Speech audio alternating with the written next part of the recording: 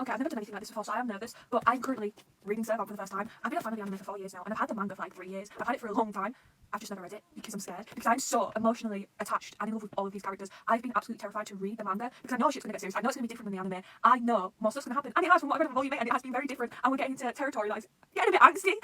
Or I'm just really scared a character I love is going to die or something bad's going to happen to him because I love them all that much. I cannot handle it. If anything happens to my son Kuro, if anything happens to him, if anything happens to Suzuki, Sakuya, any character, I'm going to quit. I'm going to quit. I'm going to take a huge ass break because I love them all that much. Look at my wall. I love them all that much.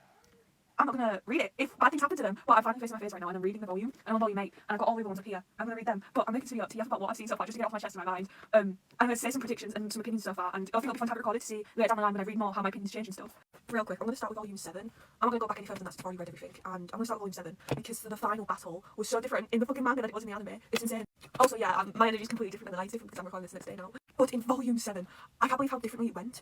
Also, especially with the fucking Phantom of the Opera being mentioned in SERVAMP, I'm a huge fan of the opera fan, and I've been a huge SERVAMP fan for even longer, so when I found out that that was referenced in there, when they directly said it, I almost, oh my god, the people who know me know, like, bro, I exploded, I fucking died. I was so excited because no way the fan, like, SERVAMP has got me into Shakespeare. I've got a book filled with everything Shakespeare's ever wrote that I'm going to get into, so I can understand the characters better. Now it's getting me into Norse mythology with Tsurugi, Yumi, and Junichiro. Like, it's getting me into so much peak shit. But oh my god, when Pride's item got destroyed, like, I know it was in Pride in the anime, but he never spit out gin or anything, nothing like that ever happened. So when Pride got destroyed in the manga, I was so fucking surprised. I was not expecting 3 SERVAMPs to be out already. And he looks fucking brutal with the way it happened as well, with it all spewing out of his mouth. But that was different to the anime, and that really fucking surprised me. It also made me scared because, like, I don't want any of my characters to get hurt. Okay, so in the final battle, Tsubaki starts to talk about C3 and stuff, and he mentions Jin, and this is something he says where I'm like, what the fuck? He says, Sensei's still here after all. What? So is the teacher still alive? Did Kuro not kill him? Well, no, I think he is dead. But when he said that C3 are actually destroying Jin, they're preserving them, and I know he mentions his teacher still being alive. And it's like, what, is this why Suzuki's going around getting rid of all the SERVAMPs? If he like gets enough gin and he has all these effects happen, will that bring his teacher back, or will that summon something with his teacher? Is that why he's doing all this? That's at least my prediction or my theories, because I don't want any spoilers in the comments, by the way.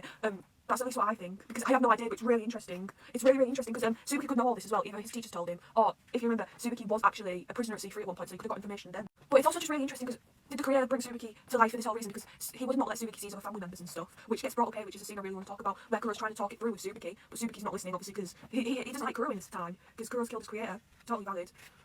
But as the Kuro's trying to talk out with it, Suzuki gets such a sad look on his face, and he said, why would they not tell you anything about my very existence? And even Kuro looks really shocked and like, holy shit, because poor Suzuki, and they're finally starting to have a moment where they're opening up to each other, and I had to get stop and jump around my room when I first read this, because it was really, really cute. It was so sweet, there's such cuties. But then I fucking turned the page, and Suzuki gets shot, and I had to pause and run around again, because what do you mean Suzuki's just been shot? This didn't happen in the anime. No, also it completely caught me off guard, and the first of all I was like, what is it Mikuni? What's happened? Why has he been shot? And Kuro like goes out for him, but he can't, and then Tsurugi shows up, and I was just gone. I was gone. I wasn't here anymore. Fucking Tsurugi shows up, and I've been so excited to get to this guy because he seems so interesting. I really like him in the anime, even in the short that he appears. So when I found, and I couldn't believe he was showing up in the final battle because he was nowhere to be seen in the anime. It really caught me off guard because he showed up way earlier in the anime, but he shows up way later in the manga, and I can't believe how different the two are. But also his fucking boys, Yumi and Junichiro, show up as well, and I couldn't believe it as well when I saw those two. I was like, oh, we've got a new character. Oh, we've got 3 new characters. What the fuck? I wasn't expecting that much already. But I can't get over how strong these bitches are because in 2 pages, 2 full ass pages, the stop Suzuki. What book are we on? We're on book 8. We spent all this time trying to stop Suzuki. These 3 motherfuckers show up and stop him in 2 pages. 2 pages.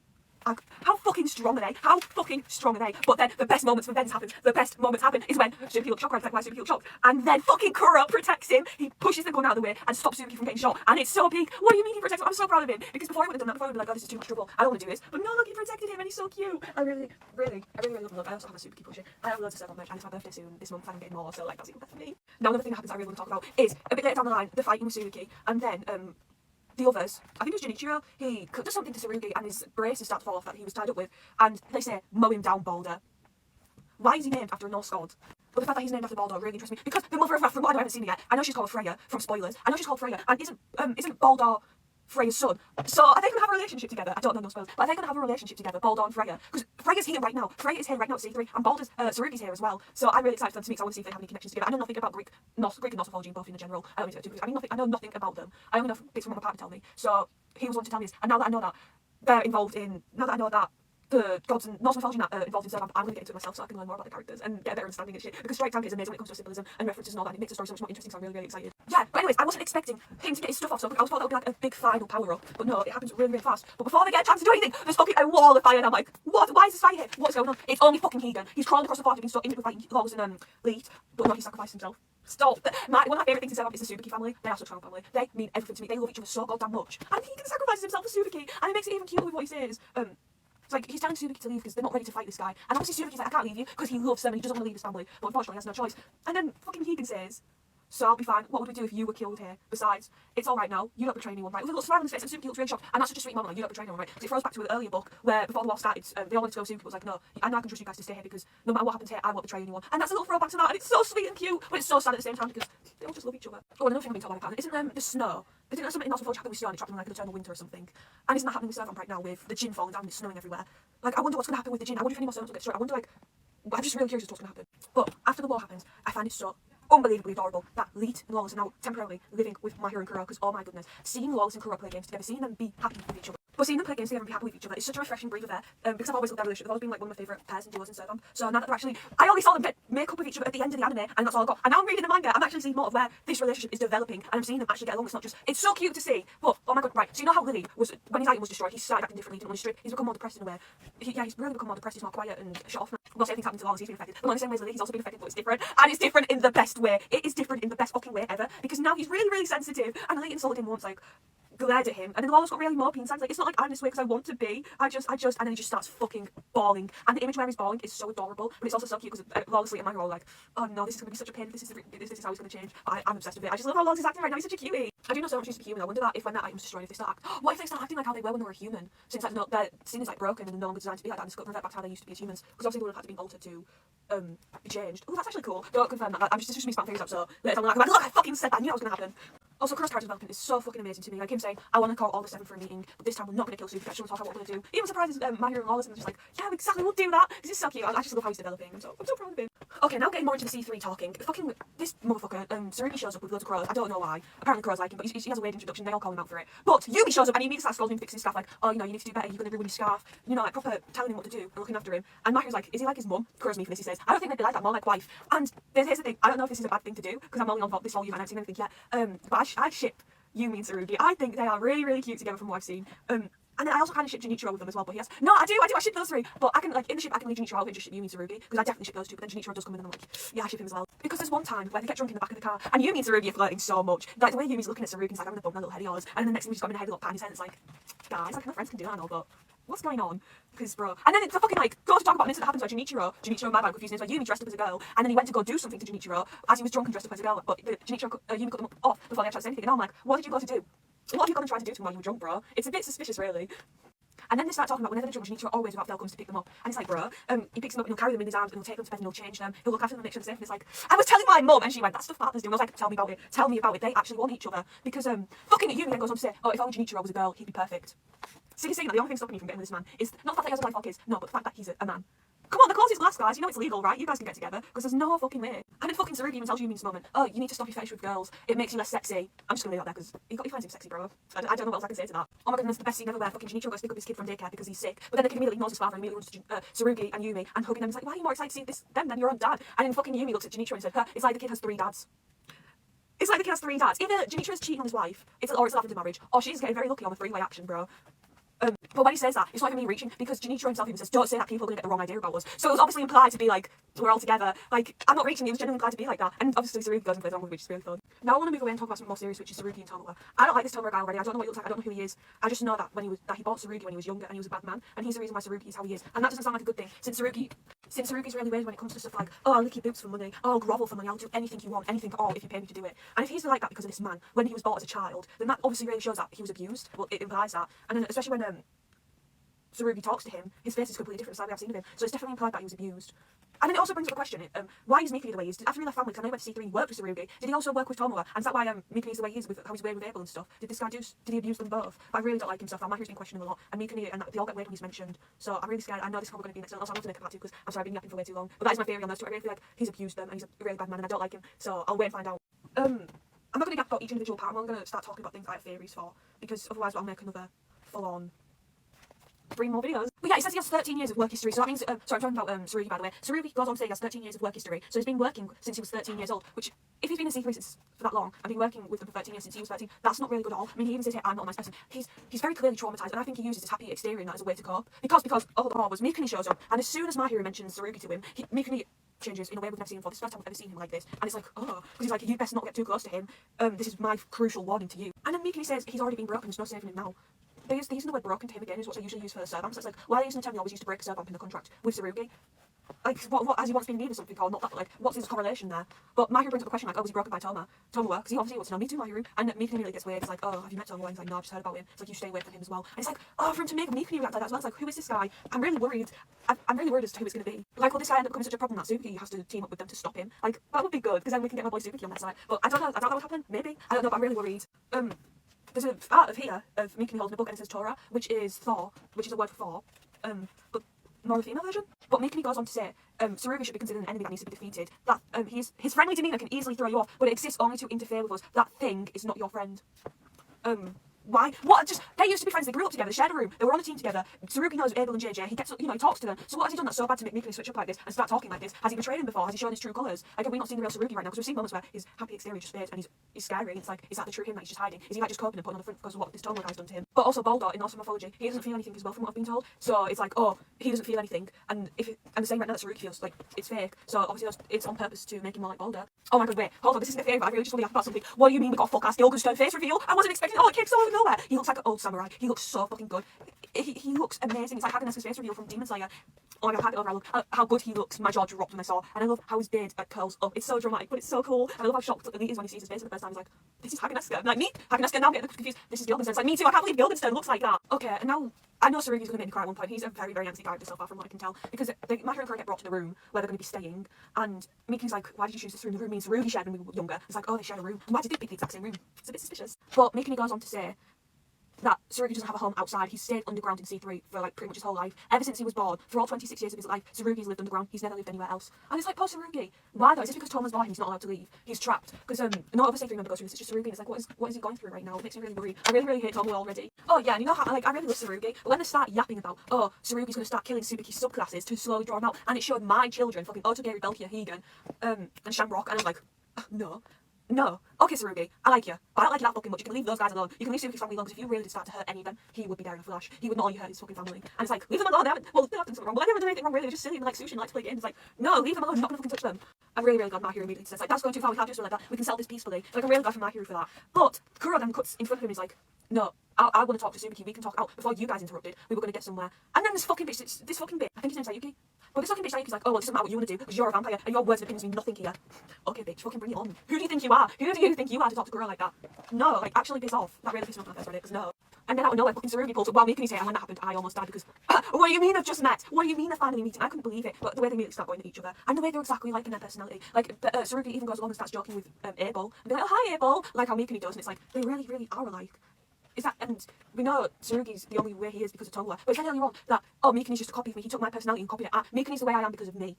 Mikuni's the way he is because of me. That's what Tsurugi said. So has Tsurugi done something to Mikuni, like what Tomowa did to Tsurugi? Is it like a cycle of some sort? Or are they both just victims to Tomowa? I'm really curious as to what's happened. Oh, and then Mikuni's such a bitch here. When Mahiru's trying to convince them not to kill the subclasses, Mikuni fucking comes up behind Mahiru and is like, let's just kill Tsurugi right here. Your opinion means nothing here because you have no power and you need power, so like, let's team up and kill him and then you can get your way, you can get what you want.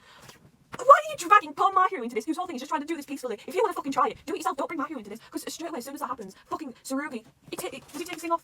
No, but he does something with his neck. He's having some weird power up, and he starts singing this, nursery rhyme, quote, or something. I don't know, I have to look into that, see what that means, because I'm really scared. It's like, what's going to happen to Mahiru?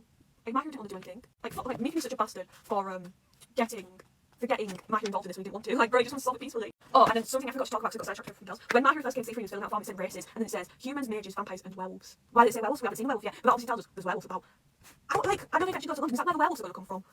Like, what do you mean there's werewolves? But what makes it even more suspicious is that Kuro said, oh yeah, I heard there's only a few of them left. But they get caught by Mikuni before they can go anywhere. So then it's like, how does Kuro know about werewolves? What does Kuro have to do with werewolves? I know maybe that thing inside of him turns into a werewolf from spoilers. Don't say anything about that, I'm not too sure. But if that's the case, does he know about werewolves because he's aware that thing's a werewolf? Or like, if he's not aware that the thing inside him is a werewolf, then how else does he know about werewolves? Has he met one before? Like, I'm really curious as to what law we're going to get with werewolves. But it seems really interesting. Because the fact that they actually talked about it shows that werewolves are going to show up. Also, apparently Yumi's Tetsu's brother. I don't know anything about that. I don't know if that's true, but I heard it, saw a post one time that he's his brother. But they haven't had any interactions yet, but I really adore Yumi. And with him being in C3 and that, and Tetsu's family seem really loving, I'm really curious that if he's his brother, how come he got into C3 and all that? Like, how come he took that path?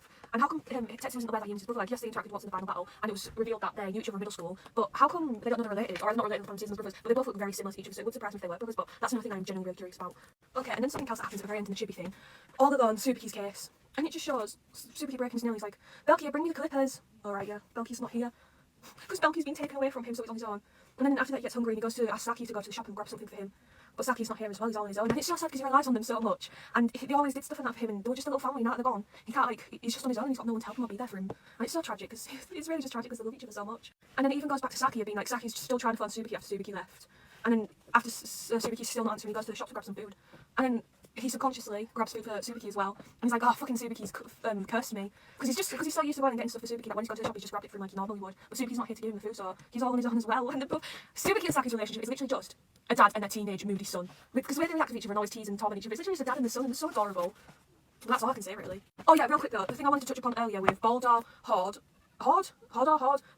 and Thor, is that didn't Horde get tricked by Loki into killing Baldur? And since Tsurugi's Baldur, it really scares me because I'm like, I don't want anything to happen to Tsurugi, my bad name's similar. I don't want anything to happen to Tsurugi, especially by his boyfriends. Because like, if Yumi or Junichiro kill Tsurugi at one point, and if fucking Tomoe is like Loki or Mikuni's Loki, then I'm just cooked. I'm cooked. I ain't cooked and I won't read anymore. Well, no, I'd take like another 4-year break, but that's all. And I will make another video when I read another volume. But this is it for now, and I've like voiced my theories and that.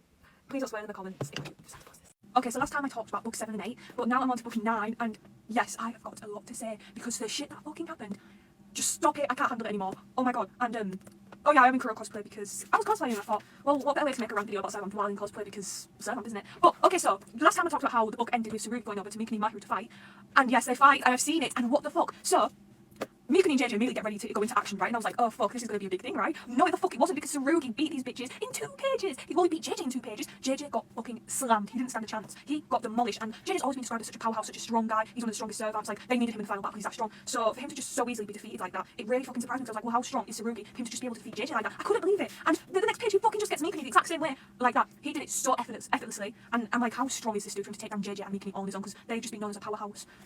And he says that quote again, and I wonder why he's saying this. Is this like he's quoting something? Is this something that Tomoe said to him, or that he wants to hear from Tomoe? Is it something to do with Tomoe? I don't know. But while he says it, he's on a stage, right? And then as he's saying it, he turns into a fucking child and goes for Mahiru. He reaches out towards him, but when he turned into a child, well, I didn't know what the fuck was going on, and I still don't know why he did it. Because I know that magic users, it got revealed that when magic users use the magic too much, that it has effects on them. And one of the effects is that their mind reverts to a childlike manner. And it's like, well, yeah, his mind can change to a childlike manner. Is this why he turned into a child here, just to show that? Or, but why would he? Like, why would his mind going childlike turn him into a child? And why does he run to Mahiru and like it? It's weird. I don't know what's going on with him. I do think it's because of him being a magic user. I do think it's an effect. But like, is it something deeper than that? But it really fucking caught me off guard. I couldn't believe it. And then as it goes for Mahiru, Kuro fucking gets in the way and protects Mahiru. And I was so pissed when Tsurugi went for Kuro, and now Kuro's got a collar on his neck. And now because of this collar, whenever Tsurugi wants, he can restrain Kuro, and Kuro can't go far away from. It's like the Eve and SERVAMP's distant limit now, but Kuro has that with Tsurugi.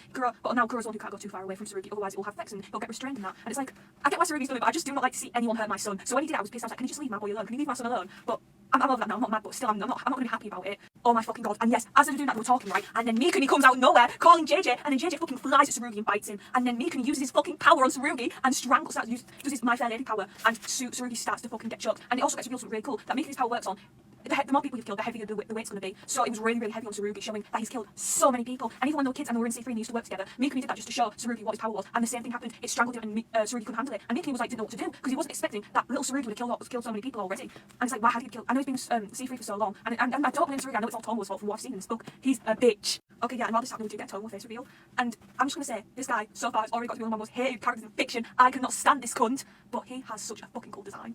His outfit reminds me of a butterfly for some reason. I think it's a checkered thing, and his hair's so cool. I don't know, I really like his design, but I hate his character. It's like Adam from Skate Infinity. I like Adam's design, but him as a character is fucking shit. I hate him. You can admire the design, but hate the character. Oh, also, when Mikuni used his power on Tsurugi for the first time when they were kids, he said, "You're the second human I've used my ability on." And that makes me wonder, like, who's the first? Who did he first use his ability on? Could it have been his mother? Could it have been his mother? I doubt it, but I wonder who it is. But yeah, Tsurugi's been fucking choked out and about to die. Kuro saves him. I'm so happy my boy saved him. Like, I really like Kuro and Tsurugi's little dynamic. I think they're really cute. And I haven't seen anything of them, but I like what they're going on. I like their little duo.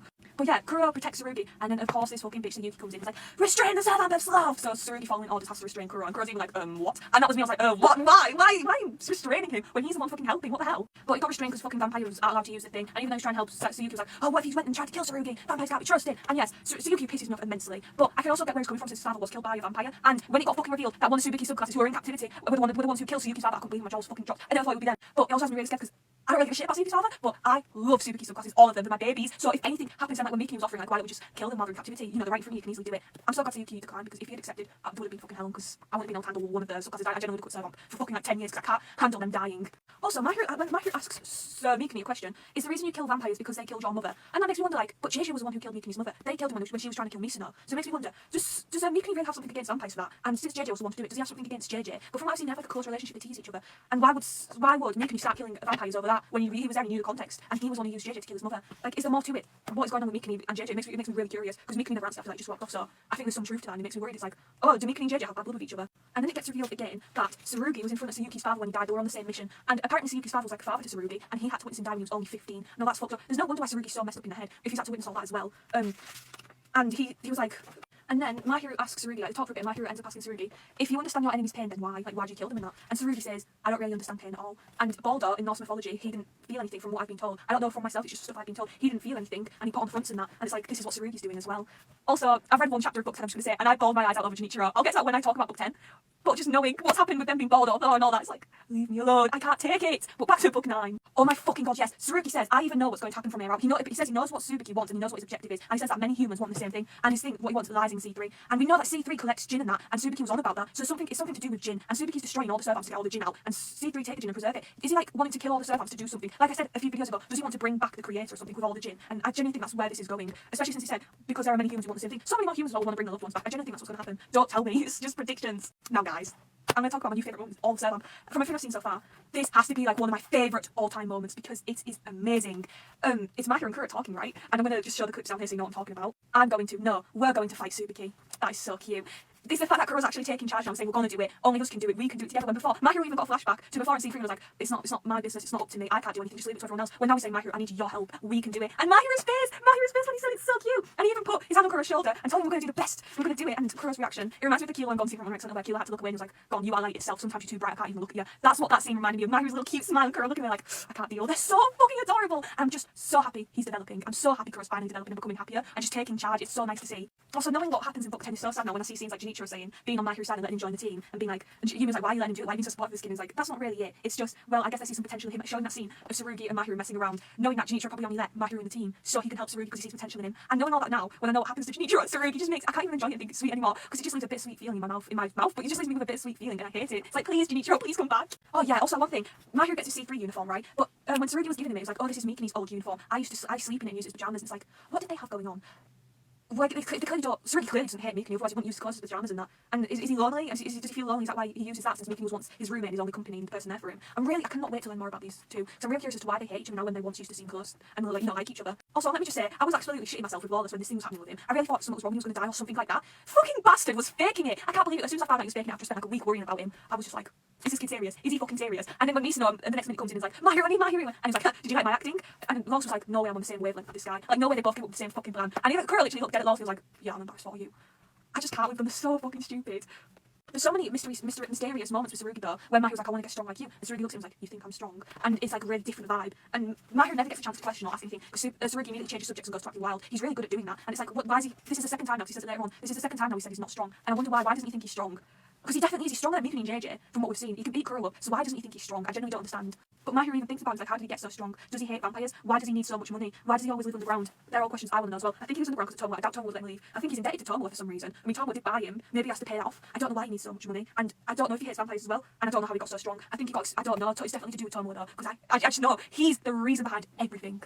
I'm about to take my hood off, I'm just way too warm. But this is, I'm just yapping to yap right now and I apologise. But just that one scene where Mahiru is stretching Kuro, they're so adorable. I love Kuro's little noises. I'm not going to do it right now until I embarrass myself. But he's so cute. And he's showing me I'm not flexible at all. I'm just so not flexible. Oh, and then they start to talk about magic more. And something I'm really curious is about the magic. Because Mahiru asks if anyone can just use these weapons. But Junichiro says that no, not everyone can use them, only magicians and that can. And most people in C3 magicians. And it makes me wonder, like, how do you become a magician? Is it something you can train to become? Or are you born with it? Like, if Mahiru wanted, could he train to become a magician? Or does he have to be born with it? I'm curious about that. I hope we get told. I hope the law gets expanded on magic and magicians and stuff, because it seems really interesting.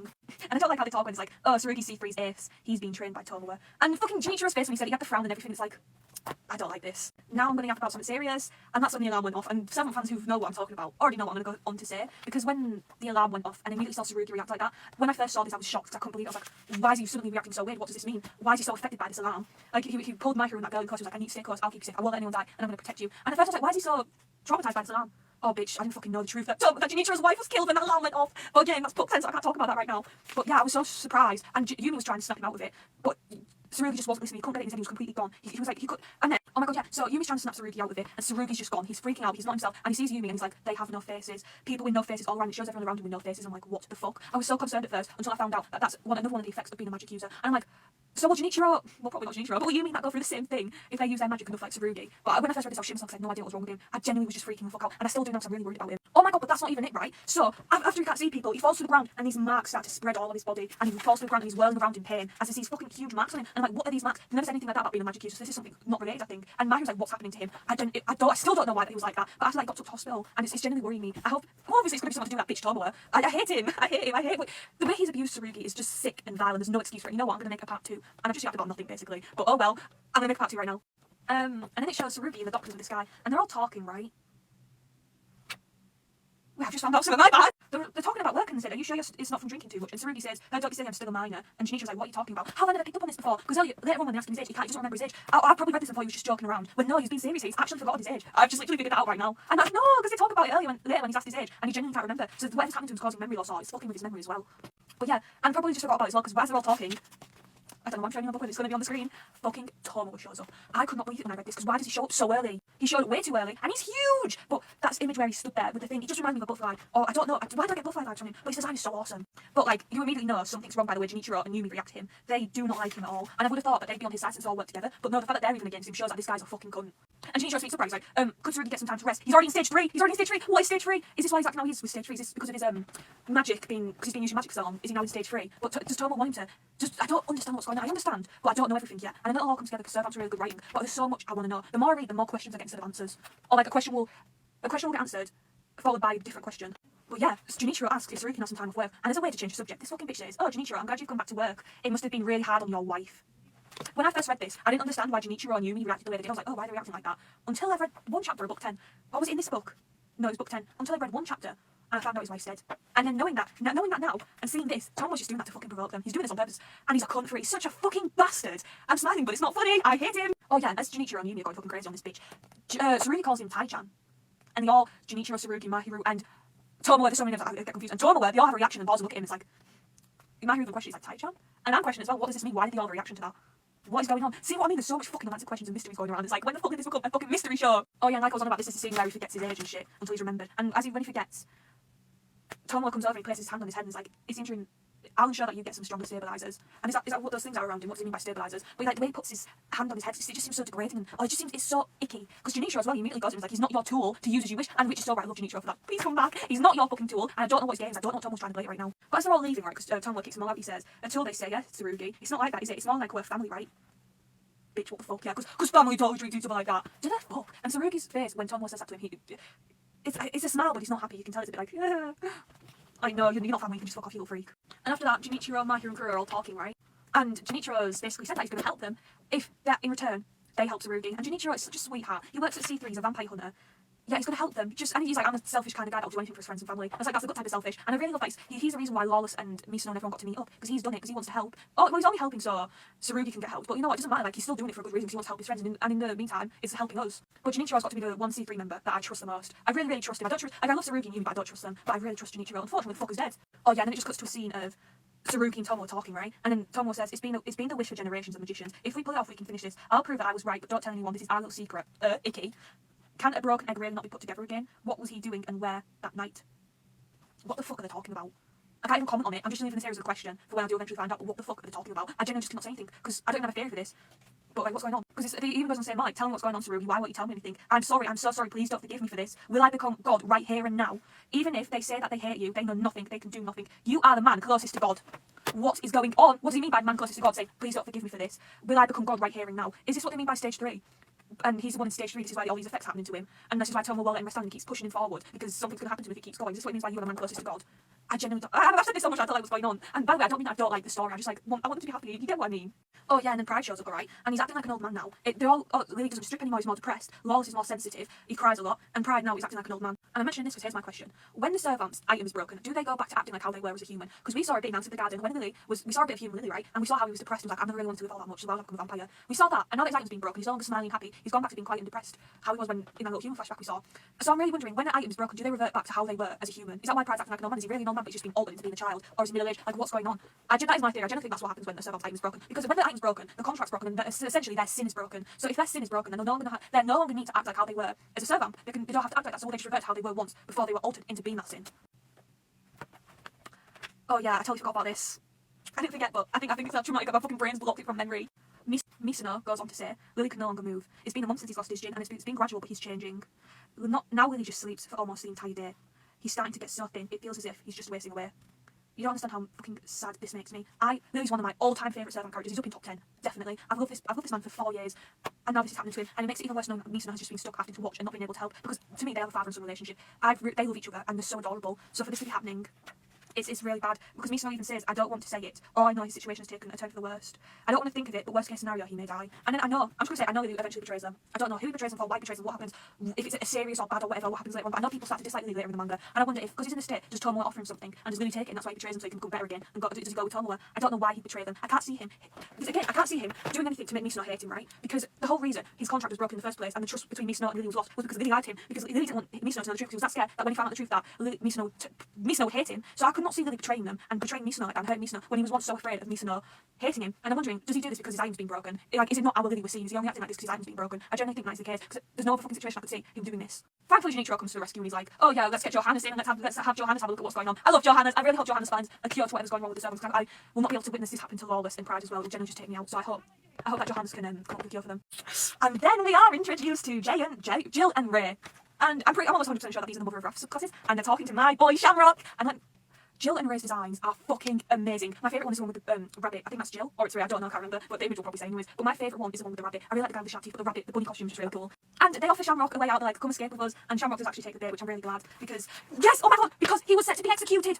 They were going to execute Shamrock, so I'm so glad he decided to take the bait and escape with them, because I'd rather anything else happen than fucking Shamrock getting executed. Again, I've told you, I will not be able to handle anything happening to the Tsubaki family, because I adore them. One thing that does really interest me though is the way Jill and Ray talk. The way they talk is like, right Jill, yes Ray, right Jill, yes Ray. It's like, why do they talk like that? It's very interesting. I'm excited to see more of these two because they seem really interesting. But yeah, okay, now we're getting to really incredibly nasty territory. So one night Mahiru was cooking and the power goes out, so he has to go around to Tsurugi's room to ask him to help get the power back on because Mahiru doesn't know what to do. And he walks in. Tsurugi's room is completely covered in darkness.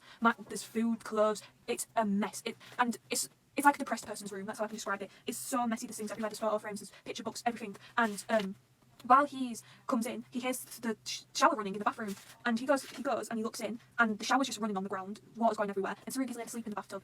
But the thing is, he's laid asleep, right? But it's not normal. He's got his shirt off, and there's scars all over his body, head to toe, and it's not just like, oh, a few scars, no, he's completely covered, and it's disgusting. It's not disgusting to look at, but it's disgusting with the fact that he's got so many scars, and it's obviously come from working at C3 and Tomoe. I know damn well it's from Tomoe, I'm not an idiot. Tsurugi gets really funny when he sees Mahiru, like, when he notices Mahiru seeing his scars, he quickly tries to change the subject, like, oh, come up, no, he doesn't want to bring any attention to it at all. Like, Mahiru even brings up the question, why were you sleeping in the bathtub? And Tsurugi's like, oh, I was just planning to wash the tub out and I fell and I went to sleep. It happens all the time. Just trying to make a joke out of it when it's clearly not a joke, it's clearly something serious. It's like, I don't like it, he's just trying to make a joke out of something serious, and that's definitely a coping mechanism. Because we've seen Kuro do the same, whenever something's too much for Kuro, he always changes into his cat, like, oh, well, look at me be cute, or, oh, I can't deal with this. Or, like, in that early scene when he owned up to Mahiru, he was like, we're going to stop Suzuki together. When Mahiru responded enthusiastically, Kuro was like, oh, never mind, I can't deal with this. You know, he always deflects the situation because he can't deal with it, and Tsurugi does the same thing. And Tsurugi goes over to Mahiru's and helps him fix the power, and as he's looking around, he's like, oh, I'm going to go now, but he sees the food, and he's like, oh, food. It's curry. And Mahiru's like, yeah, I've been alone for the most of my life, so I've learned how to cook. And it gets serious, because Mahiru's like, do you want to come and eat with us? Kuro, get off the table, come, let's all eat. And Tsurugi pauses as he looks at the food, and he's like, he quickly has to escape the situation. He's like, no, never mind, I'm just going to leave, bye, trying to make another joke out with him. It's like, he's clearly deflecting and just trying to push the situation away. It's either because he isn't allowed, or he doesn't want to get close to them, or he's never experienced this. There's some reason behind the way he's acting. Mahiru tries to open up and like talk to Tsurugi. He's like, you've lived underground your whole life, have you been alone your whole life? Like trying to sympathise and like relate his situation. And Tsurugi says, I'm not you. You and I are total strangers. No matter how much we talk, it won't fill those gaping holes you feel. Like we're not the same. Just because you've been alone doesn't mean, and I've been alone doesn't mean we relate, you know, stuff like that I imagine. And yeah, Mahiru, he won't let Tsurugi go. After that he's like trying so desperately to get Tsurugi to come and eat, but Tsurugi won't. And Mahiru's like, well, why'd you fight then? And Tsurugi says, probably because I'm weak. This is the second time he said that, if you remember earlier when he said it. And it's like, why is he saying he's weak when he's so strong? What is the reason behind that? It really makes me so curious. And then this is just completely changed subject. But the way Yumi's putting Junichiro's tie on, C3, those three, Yumi, Tsurugi, and Junichiro, literally a polyamorous relationship. They work so well together. Oh yeah, and then it gets revealed here that Tsurugi hasn't slept for 2 days because all he's been doing constantly is working for money.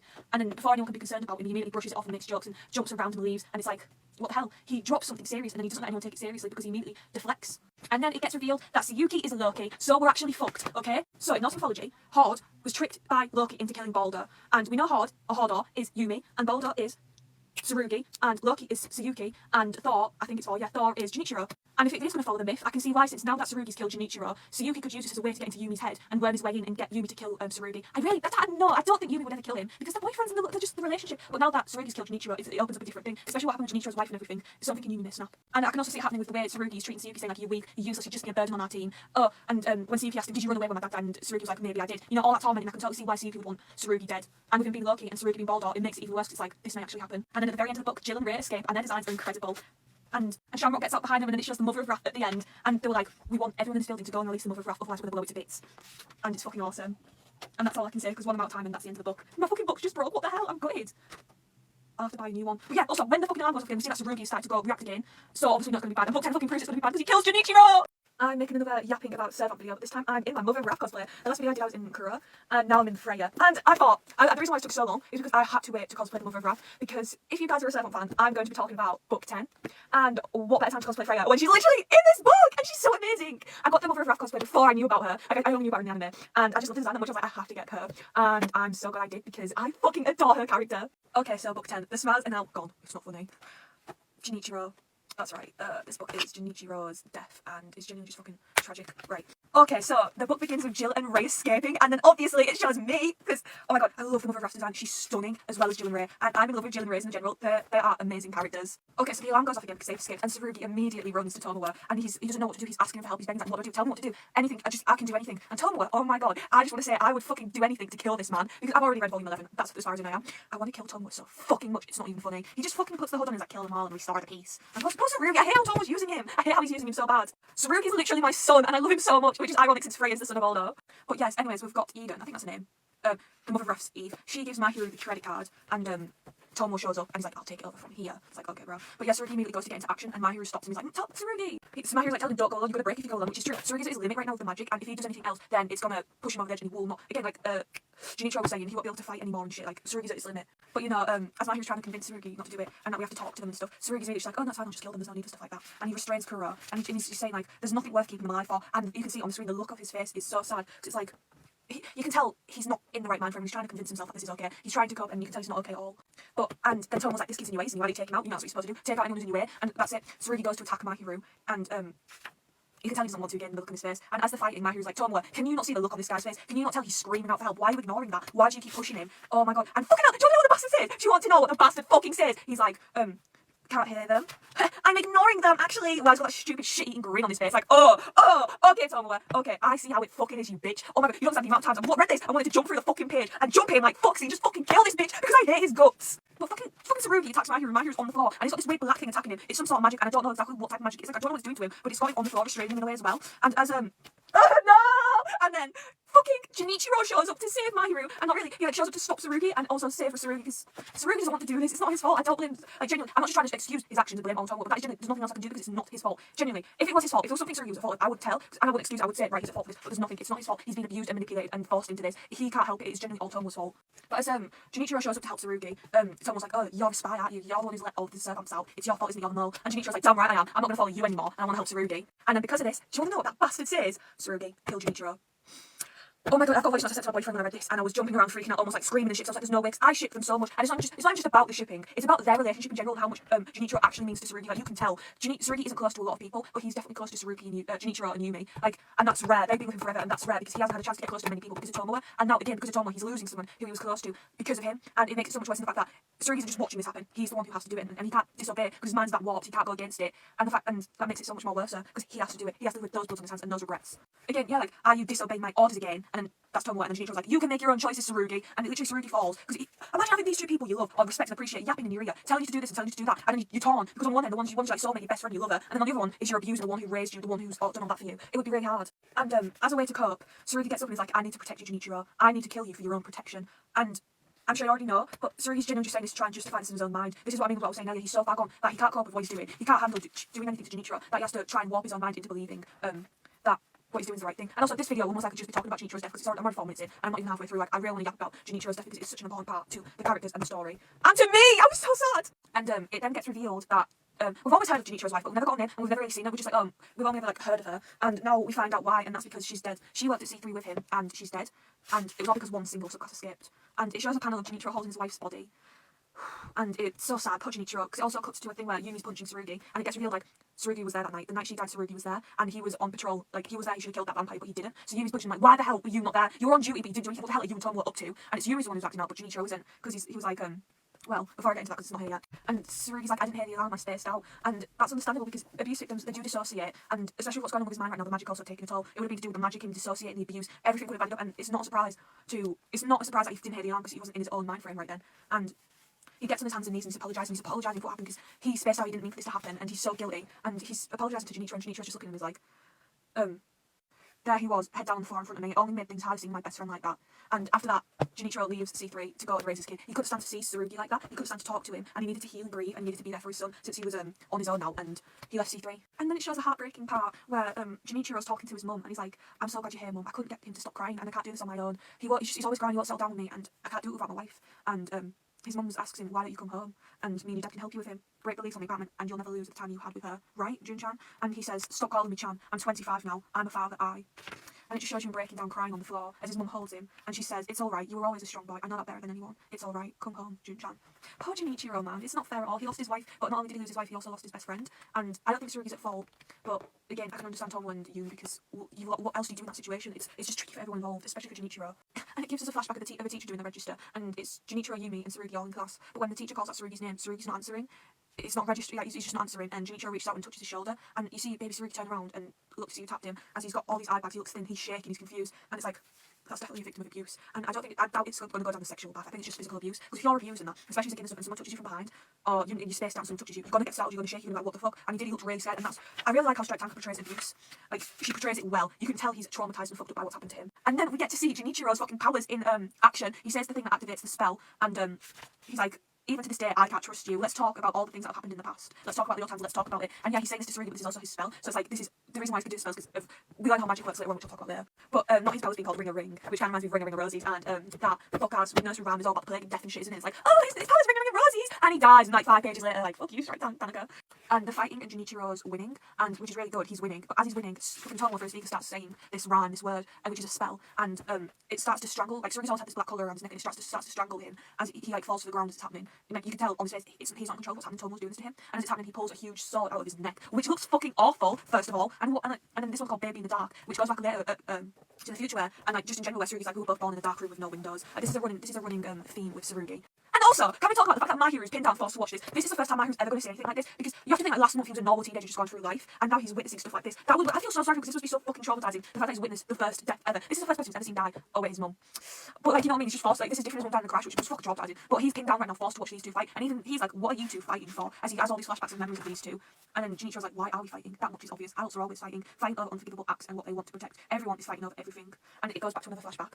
And it's like, when I left C3, Yumi would come and visit me every time. And it shows a sequence of Yumi coming and visiting. And as he gets angry at Junichiro, the baby slaps him. And then he's like, still pissed, but he's patting the baby's head. And it shows Yumi and the baby playing a ball together. And it's like, oh my god, Yumi's such a good friend. Because when this old man tries to give his ball back, Yumi immediately pushes the man away, gets aggressive to protect the kid. And Junichiro runs over and he's like, you know, vampires can't come out during the day, we're safe, it's fine. And Yumi's like, not anymore, not since the 8th vampire subclasses were around. They can come out in the sun, vampires can blend in, now it's no longer safe. And it's like, Yumi's such a protective, sweet guy because he was the one who got angry over Junichiro's wife, and he's the one who's getting angry over Junichiro's son, and he gets angry over Junichiro's son. He wants to keep, like, not angry at them, but angry about them, because he wants to keep them safe, and if anything is risking their safety, he'll get aggressive, he will be the first one to immediately get in and defend them, because that's the type of person he is, and I love that. He really cares. Oh, and then it shows a flashback of them running down the alley when they were kids again, and Junichiro's like, why are these guys following us? And Tsurugi's like, Yumi's like, I come from a strong magic thing, that's why I told you to stay away from me. Vampires, a magic uses blood is like 100 humans to a vampire, and these vampires get them and pick them up, and they literally say, we take care of him and we're set for years. Our current pet's getting too old. Let's stitch them. He's got Yumi by the scruff of his neck about to take him away. And Junichiro's like, Yumi! And that's really disturbing. It's like, oh, we're seeing a different side of vampires here. Like, they're saying, oh, our one's too old now, let's take this one and use this one. And it's like, well, these are someone's subclasses. But all the Zelda would never do this ever to anyone. And I can't see anything, not even fucking Tsubuki, because we've seen what he's like with Sakia, and most of his subclasses are children as well. We see how he takes care of them. So I genuinely can't figure out whose subclasses these are, because Pride wouldn't allow that. None of them would allow harm to children like that, especially not the mother. None of them would allow harm to children like that. So I can't imagine whose subclasses these are, because it's disgusting. It's like, oh, I didn't know that vampires could be like this. I just thought they were all like, they're silly, you know what I mean? But as this is happening, baby Tsurugi comes out in C3 uniform and stabs the vampire in the arm, but then he gets hit in the face and falls down, and then by the vampire, and then someone comes in, wrong, how many times must I tell you? And then we see a young Tomo stroll up, and baby Tsurugi's on the ground, bleeding at the head, bleeding in pain, scared, and it's sick, it makes me sick to see, because he's just a baby, and then fucking Tomo comes and steps on his face while he's on the floor bleeding, he's like, Go for the eyes first. After that, go for the neck, then the heart. How many times must I tell you? And it's like, what the fuck? Why are you doing this to him, you bastard? Also, one thing I'm really curious about. Tomo has the outfit Misono has on, and we've seen it's fucking Nick wear this uniform as well. He's like, why has he got the Alice in the Garden uniform on? What connections does he have with that family for him to have the same top Misono has on? That really interests me. Tomo then picks up Tsurugi by the scruff of his neck, and he's like, I won't pay. He's like, say something to Yumi, right? And then he's like, tell them that, or I won't pay for this things, medical bills, things. He's not even referring to Tsurugi as a human being. He's calling him a thing. And this poor child's bleeding out, and Tomo just got him by the scruff of the neck, and it's like, this is sick. This is so fucking sick. Also, I'm gonna have to make another part 2. This is gonna be a lot of parts since we're in a lot of really good stuff right now. I want to talk about it all, so I'm gonna make lots of parts to this. And then after that, Junichiro's like, from that day on, there should have been so many times I could have pulled Tsurugi out from his hands. And it's so sad because they were only kids themselves, and it shows like loads of sequences of happy memories they've had together, and how Tsurugi slowly starts to talk and open up, and how he becomes happy and how they grow up together, and even him crying at Junichiro's funeral. I'll get too far ahead at Junichiro's wedding, and as he was giving his speech, and it's like, that makes it so much sadder knowing that Tsurugi was there when the wife died. And then they actually get to see his wife, and I showed my boyfriend this, and he was like, why does she just look like a female version of Tsurugi? And it's like, I wonder why. Literally the polyamorous relationship. Like, Junichiro, you are not slick. But anyways, what makes the situation so much more tragic is the fact that Junichiro wanted to leave C3. Like, we've got a child now, let's both of us leave and get out of this work. But she was the one who pushed him to stay and was like, I love you guys. I love you, Yumi and Tsurugi. I love you three together. And I don't want you to leave them behind. I know you want to protect them. So let's stay because I know you've got other people you want to protect. And that makes it so much sad because she told him that and he stayed in C3 because of that. And now because of that, she's dead. And it's like, things could have turned out differently if they'd left C3. She would still be alive and they'd be there raising the child. So that makes it such a more tragic situation. And then it goes back to them at the park, like Yumi visiting. And Junichiro tells him, like, next time you come, bring Tsurugi. And Yumi's like, if you want to talk about that night, he won't say anything. But Junichiro's like, I don't want to talk about that night. I just want him to hold Taku once. I thought holding Taku might make him smile. And that's going back to what his wife said, because his wife was like, I just want you three to be happy and smile. And that's so amazing on Junichiro's part that he's allowing this, because Tsurugi was there when his wife died, and now Junichiro's like pushing past that fact and being like, even so it wasn't his fault, and I want him to hold my son. And that's so much trust he's putting in him. And then it sees fucking Yumi. It sees Yumi dragging Tsurugi in, and Tsurugi's on the ground, and he's like, no, keep him away. I can't do it. I can't hold him. I'm scared. I'll just kill him again. I'll just end up killing him. As they're trying to get Tsurugi to hold his son. And it's like, wow, he's that scared and he's that fucked up in the mind. Like, he's even scared to hold Junichiro's son because he's scared that's going to lead into him killing Taku. And it's like, oh my god, it's so fucked up. It's such an awful thing. It's like, it's not your fault, Tsurugi. It's not. And it's, oh my god, I hate Tomoda. I hate him. I've now read book 12, so this is a cut in here that I want to talk. I'm rewatching this video to edit a while later because I'm on volume 12 now, and this is ages ago, volume 9, I think. And now I understand that Tsurugi felt really guilty because he knew what Tomo was doing and he was there when it happened, and he had like, they covered it up because she got sacrificed in the ritual and he was there when it happened, and now I understand like, oh no wonder he felt really fucking guilty, and I can understand why Yumi and that got mad. Like, he is partly to blame for what happened, him and Tomo were. Like, I don't just want to excuse everything and excuse him for everything because like, that is a serious thing.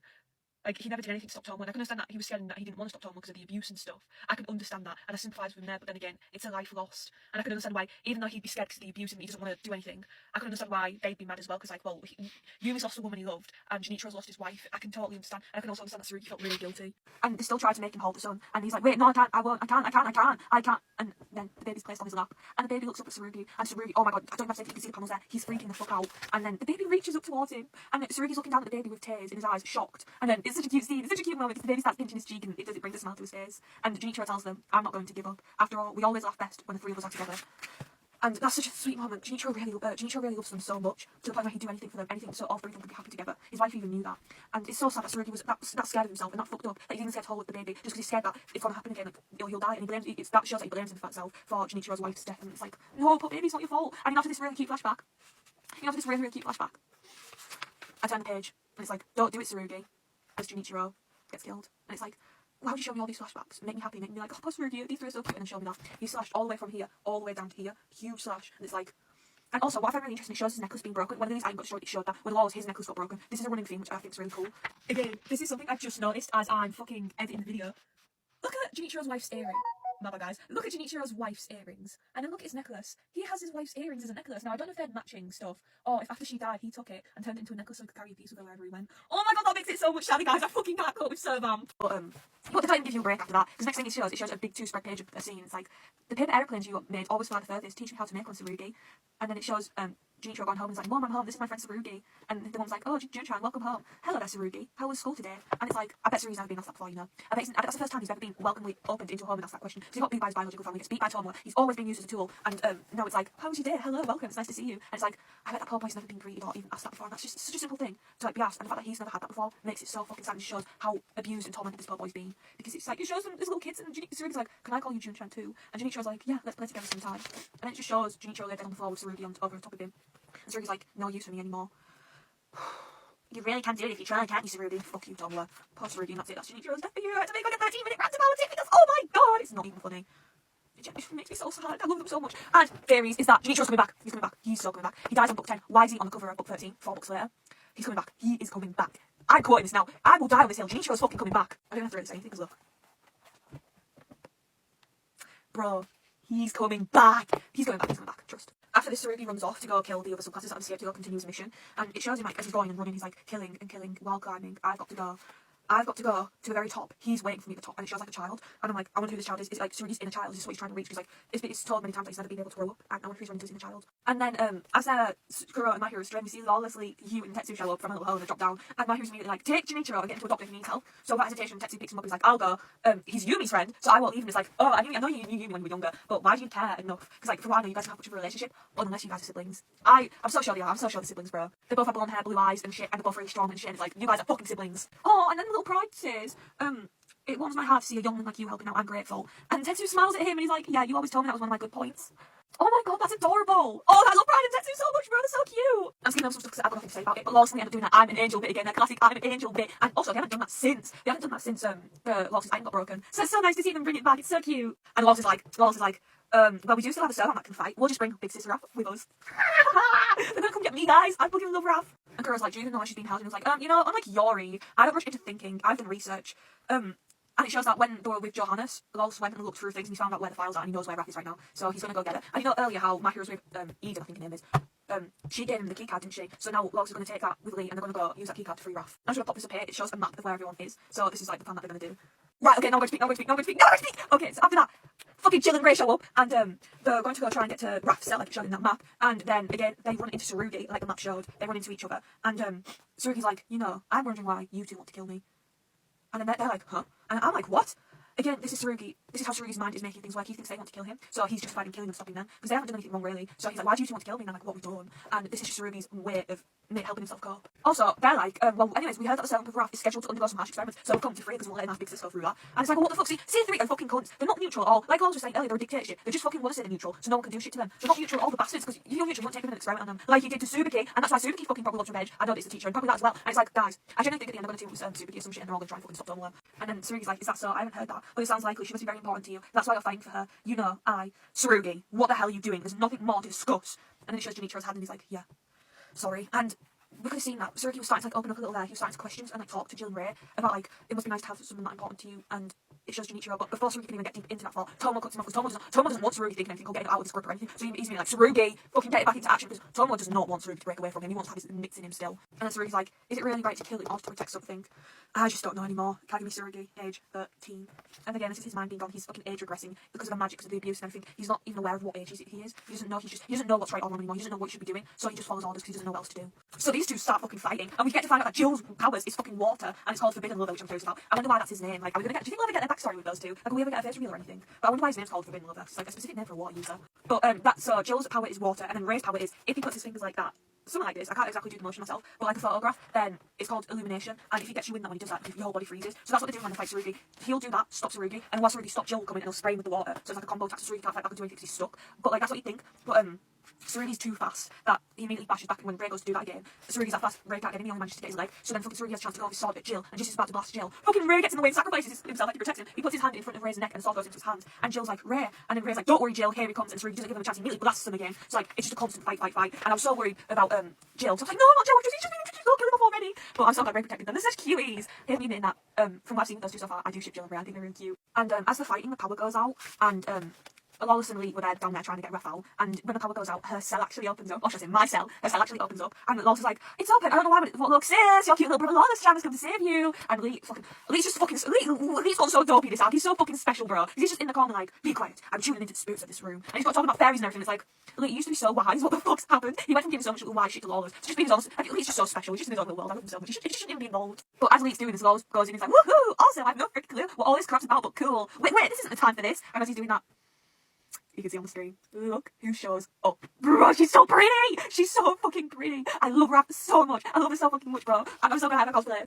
And he's like, sorry for being loud. And she's like, I'm not mad if I'm in music. And it's like, oh, she's so cute! Because everybody's like, oh, she takes things well. And I was like, what? She's fucking into this whole angel thing? And he's like, oh, what cuties! It's so adorable. And then Lawless, stuff happens to Lawless, like, sis, where's your if he can handle himself in the fright, then bring. She's like, I don't have one. He died last week. And I was so shocked. I was like, what, he's dead? And she was like, nothing happened to him, he lived a long happy life, he just died of old age. And it's like, that's so fucking sad. And I've always blocked this memory thought off because I never want to think about what's going to happen to Lee and that. You know, I'm not even going to talk about it. But she says, he was with me for a long time. And then Lawrence was like, that's why she was taken into custody. And this is interesting. He says, we servants are like empty vessels when seeking annual leave. Our temperaments can change a lot. That's why our motives to fight differ so much. But more importantly, without an Eve, we can't fight properly at all. Without an Eve, we can't fight properly at all. Suki has already beat Lawless Pride and Lily without an Eve. And it's like, if he got an Eve like Yumi or Tsurugi, how fucking strong would he be? Because he's so strong, he's so amazing, he's so everything right now, and he doesn't have an Eve. And it's like, if he had an Eve, what would he be able to be capable of? That's genuinely scary, because what the fuck? And then Lawless is like, I really want to stop him. Me and Big Brother, we were saved by someone, and he wants to stop Tsurugi. And she looks at him, and she's like, you've grown up a little. And she thinks back to the SERVAMP meeting. And Lawless gets all flushed, and she's like, I don't grow up, I'm a vampire. And she's like, sure you do, dealing with humans can change everyone. And she puts Lawless and Lily under her arms, and she's like, now let's get going, lead the way. And then they go off, and it's like, oh, so cute. She's literally such a mother, she lives up to her name. Also, I'm gonna make a bit of a part, because I've run out of time. This is the first time I've had to make 3 parts for one individual book, it's always 2 parts. But like, so much has happened, like, Junichiro just needed his own fucking video drugs. That shit was so tragic. Okay, so great news, because the power went down, Tomo's connections have been cut off to Tsurugi. He can no longer talk to him through the speakers and control him anymore, right? But at first, this is bad, because fucking Tsurugi's like fighting still, and then he's like, if there's no problems, I'll finish them off here right now, Tomoe. And he starts to freak out shouting for Tomoe, and he even goes, Tai-chan! And I don't know what his, I know that's Tomoe's name, but I wonder why, like, they're always shocked when Tsurugi calls him that, because like, I want to know the history there, but he calls him that, and then Ray can't do his power anymore, because he's got this blasted hand. But him and Jill work together, and they put their hands together to do it, and they freeze him. And I had so many mixed emotions. One minute I was freaking out over how cute Jill and Ray were, and then the next minute I'm crying over how tragic Tsurugi is, and then one minute like, no, Tsurugi, then I'm like, oh, Jill and Ray, like, I've just done that, it's so fucking... But anyways, it's so sad, because Tsurugi, generally, he's lost without Tomoe. We see here, as soon as the speaker goes off, he's lost, he's worried, he's like, what do I do without you? And then he immediately gets blasted and caught off guard, and thanks to him being caught off guard, they're able to take him down, and they end up pushing him through the elevator with the water, and he falls all the way down as water starts to fill up in the elevator, and then he's like reaching out trying to get help because like he's gonna drown. He's like, oh crap, I'm falling, I'm gonna drown. Jill and Ray high five each other, but enough about them. See what I mean? See what I fucking mean? And he's like, oh crap, I can't swim. I never took a single swimming class when I went to school. That's because everyone would see the wounds on my body, they'd be horrified, and there's no way my family would take me swimming. My family, after all. And then we get a little flashback, and it's so sad that he's like, I never learned how to swim because of the wounds on my body. And that's really sad because it means even when he was a little baby, all the scars he still had them. He still had all these beaten and bruises and scars and shit even as a baby. It's not something he got when he was older, he's always had them because he's always been a victim of abuse even way before Tomoe. And it shows this person hitting and kicking and Tomoe coming in and taking Tsurugi away. And it just shows you looking at Tsurugi's face and all of his eyes bloody and bruised. And you hear screaming like, damn you, Ashtray, you picked up a dog or something, didn't you? Whose house do you think this is? I'm going to kick you out, Ashtray. Are you out there? And it's blocking something. There's a white thing blocking something. I'm like, what is this blocking? Why are they trying to keep it hidden? Because they did this before when it came to Lily's old name, like when Lily's still trying to say they block stuff like that out. But also, Tomoe was abused. Like you can see how they're talking to him like, Ashtray. And Tomoe's always had a thing with smoking. Every time they come in a room and everyone's always telling him, you're not meant to smoke here, you're not meant to smoke here, you're not meant to smoke in here. And it's like, what does he have to do with cigarettes? And even when he was younger, he got called Ashtray, and that's probably it. He was a victim of abuse, and that's so sad. And then Tomoe was like, what happened to you? You don't have any teeth. Well, they're broken. Well, your permanent teeth should grow up in 5 years, so you'll be okay. And he's trying to bottle feed him, and Tsurugi won't take it. And he's like, don't you know how to suck off one of these? You're going to starve if you don't. And because Tsurugi won't take it, he ends up knocking it on the floor. And now there's just milk and all over the floor. And Tsurugi ends up crawling, licking it off the floor. And he's like an animal. What are you even living for? You and I are both. They're both the same. They're both being through the same. And that's why it makes it so much worse for Tsurugi because they're both the same, and no one's gonna ever understand him like Tomoe does. And Tomoe's been there for him in a way, like you could say Tomoe saved him from his abusive family, and all of that. It's like no wonder Tsurugi's so attached to Tomoe. And it's like, Tomoe, why would you take this poor boy in and just do the same thing? Why would you essentially save him from his abusers and become the abuser? Why would you do that? He's a cunt, and yeah, you got abused, and yes, you didn't deserve to get abused, but no, I don't feel sympathy for you, because at the end of the day, yes, don't condone abuse, you shouldn't have got abused, but you should not then go and reflect that abuse onto someone else. You are a cunt for that, you are a bastard for that, and it makes you more of a bastard because you've been through it yourself. You know how it feels, you know what it's like, and yet you still go and you do it. That makes you worse than the normal abuse. That makes you the lowest of the low, I think. It shows Tsurugi sat at the table next, and then it's Sayuki's dad going, happy birthday, Tsurugi, and then Junichiro's mum being like, I made your favourite strawberry shortcake, and then Tomoe sat at the end of the table, and he's like, this isn't my dad, this isn't my mum, and no, this person isn't my big brother, this isn't my life. And it's like, he hasn't had his own family hasn't been good to him, so he's had to take someone else's mum, someone else's dad, someone else's brother, he's had to take them and make them his own, but they're not really his own because they're not his family. All he wants is a family, but he doesn't have that. So when he takes them, he's like, this person's like a dad to me. I don't want that, I want my dad. I don't want someone to be like a dad to me. I want my dad and I want my family. And it's like, oh, it's such a sad situation. Yeah, he says here, like, I don't want anything. All I want is to be with my family. I really don't want anything other than that. Not toys or candy or money or power. I don't want any of those things, or money or power, all those things that right now he's striving so hard to get. And he's speaking his truth. And I was like, I'm always after money, but I don't want it. I don't want any of this shit. I don't want it. I don't want it. I just want to be with my family. He only does this for others, not for himself, for others, and he wants his family back, even though he's never had a good one. Mum, dad, big brother, you know, today at school, my friends and I, and then I. And then the next image panel, the restraints go off Kuro, and he's like, what? Our bond's broken? Why? I can move. That means. And then Mahi remembers what Tsurugi said. They won't come off until I'm dead. And it's like, Tsurugi's died, essentially.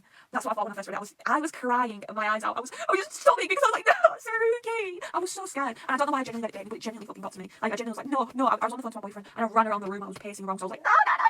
And how sad is this? Also, who's his brother? Big brother, big brother, big brother. I wonder if we're gonna get a brother reveal. Will he come back later? That would be so cool if he did. I wonder who his brother could be. Oh, and then it shows the cute Jill and Ray bandaging each other up. It's so adorable. And as they're doing this, Lawless, Lee, and the mother of Raf show up, and they're really like, oh, big sis! And they run over to her and they start yapping like, we're worried about you, big sis. Yeah, I heard they locked you up in that right, Ray. Sure is Jill, we were worried sick. And also, I'm really curious about the way they talk. They're always like, sure is Jill, sure is Ray. And then they're always like, Jill always repeats himself. We were worried and more worried, sis. Like, we were worried about you. He's constantly repeating his words. And Ray also has another speaking pattern, but I can't see it right now. But when I do, I'll point it out. And she's like, you guys are her. And fucking Law's like, have you seen a blackhead guy with a huge forehead? And it's like, not fucking calling Sarugi out, that's foul. But that's basically telling them that we drowned him, he's down there. And because Lawless wants to protect him, she's like, I'll do it. And they're shocked and like, but why, sis? We fought him to save you. And he's right, sister. We should go. And she pulls them into a hug and she's like, there's no way I could ever be angry for what you did. Thank you for coming to save me. And she's holding them and they're like, sis. And she went, I chose this path with my own free will and I'm going to do it. And she jumps down into the elevator filled with water where Sarugi used to go and save him. And it's like, oh, she's such a mum. She's their big sister, bro. And as she goes down, the building starts to crumble and fall apart. So Jill, Ray, and Lawless and Lee, they all have to skip because the building's starting to self-destruct really. And then it shows a flashback to the mother of Raph and Harry where they meet for the first time. And he's like, what a lovely young lady. My, I must be blessed to see such a beauty in my final moments. And she's like, I wouldn't kill you. And he's like, is that so? I've no reason to kill you either. And then he starts to talk about his apple. He's like, my town is filled with apple. I've always loved the apples that grow here. If I ever get back, I'll have to be sure to bag all these apples. Now I wonder if these hands of mine will ever plant another apple tree. And she smiles and she says, would you be willing to teach me how to grow an apple tree? And then it flashes now back to him being old and withered in bed and he's like, thank you. We've been together for so long. Indeed we have. You have my thanks too. And she's like kneeled down at his bedside. And it parallels to when they first met in their last time meeting, where she's holding his hands and then she's holding his hands again. It's such a sweet moment. And I'm so glad that this poor man died peacefully and he wasn't caught up in the war because he wouldn't have survived 3 minutes. I'm glad that he died from old age and he died happy. And that makes it so much more easy on the mother, I imagine, because if he got killed, she really would be filled with fucking wrath. And then she goes down, she grabs Sarugi and she saves him. And as she gets the water out of his lungs, she's like, calm down, deep breath, you'll be fine, get the water out. And then he just starts breaking down and he's like, why? I've had enough. I don't want to live anymore. I've had enough. Take me back to before I was born. Take me back. And she just pulls him into a hug and he's shocked and then immediately he's like, who? Mum, my mummy, where were you? I was so scared, I was so lonely. You came for me. Please hold me. And then it shows you him as a child. He looks like a child and she's just hugging him as he's falling, his eyes like crying, breaking down. And it's like, he just wants a family. He doesn't, oh my god, killing Junichiro has just completely ruined him, because like, him and, fucking Yumi and Junichiro were the two good things he had in his life, and now that this has happened, look at him crying and begging on the ground, because he just wants to be taken from this world. He's had enough and he doesn't want to be here anymore. And then when she hugs him, he's so obsessed with wanting a family, he's immediately calling her mum, because he's got that embrace, and he's like, mum, and it's like, he's been so deprived and abused his whole life, and he deserves so much better. It's really, really, really not fair, and it really makes me upset. And then we cut to some peak shit. This was peak. Everything in this book's peak. It's so good. Shamrock's like, can you hear me, Hegan? It's me. And he's like, take the others, I'm gonna help you escape. And tell him after this for me, the brightness should be enough. And Hegan's gonna escape with Belfier and Otogiri. And as this is happening, fuck us, Yuki shows up and shoots at Shamrock. I'm not mad at Yuki, by the way, because I think he's justified in what he's doing. And I'm just gonna say this now, even though I think he's justified, I'm not gonna forgive him if he kills Shamrock because I love Shamrock way more than I love Yuki. That's all I'm saying. And then Yuki says, so it was someone who knew the C3 system after all. Makes sense for a former C3 member.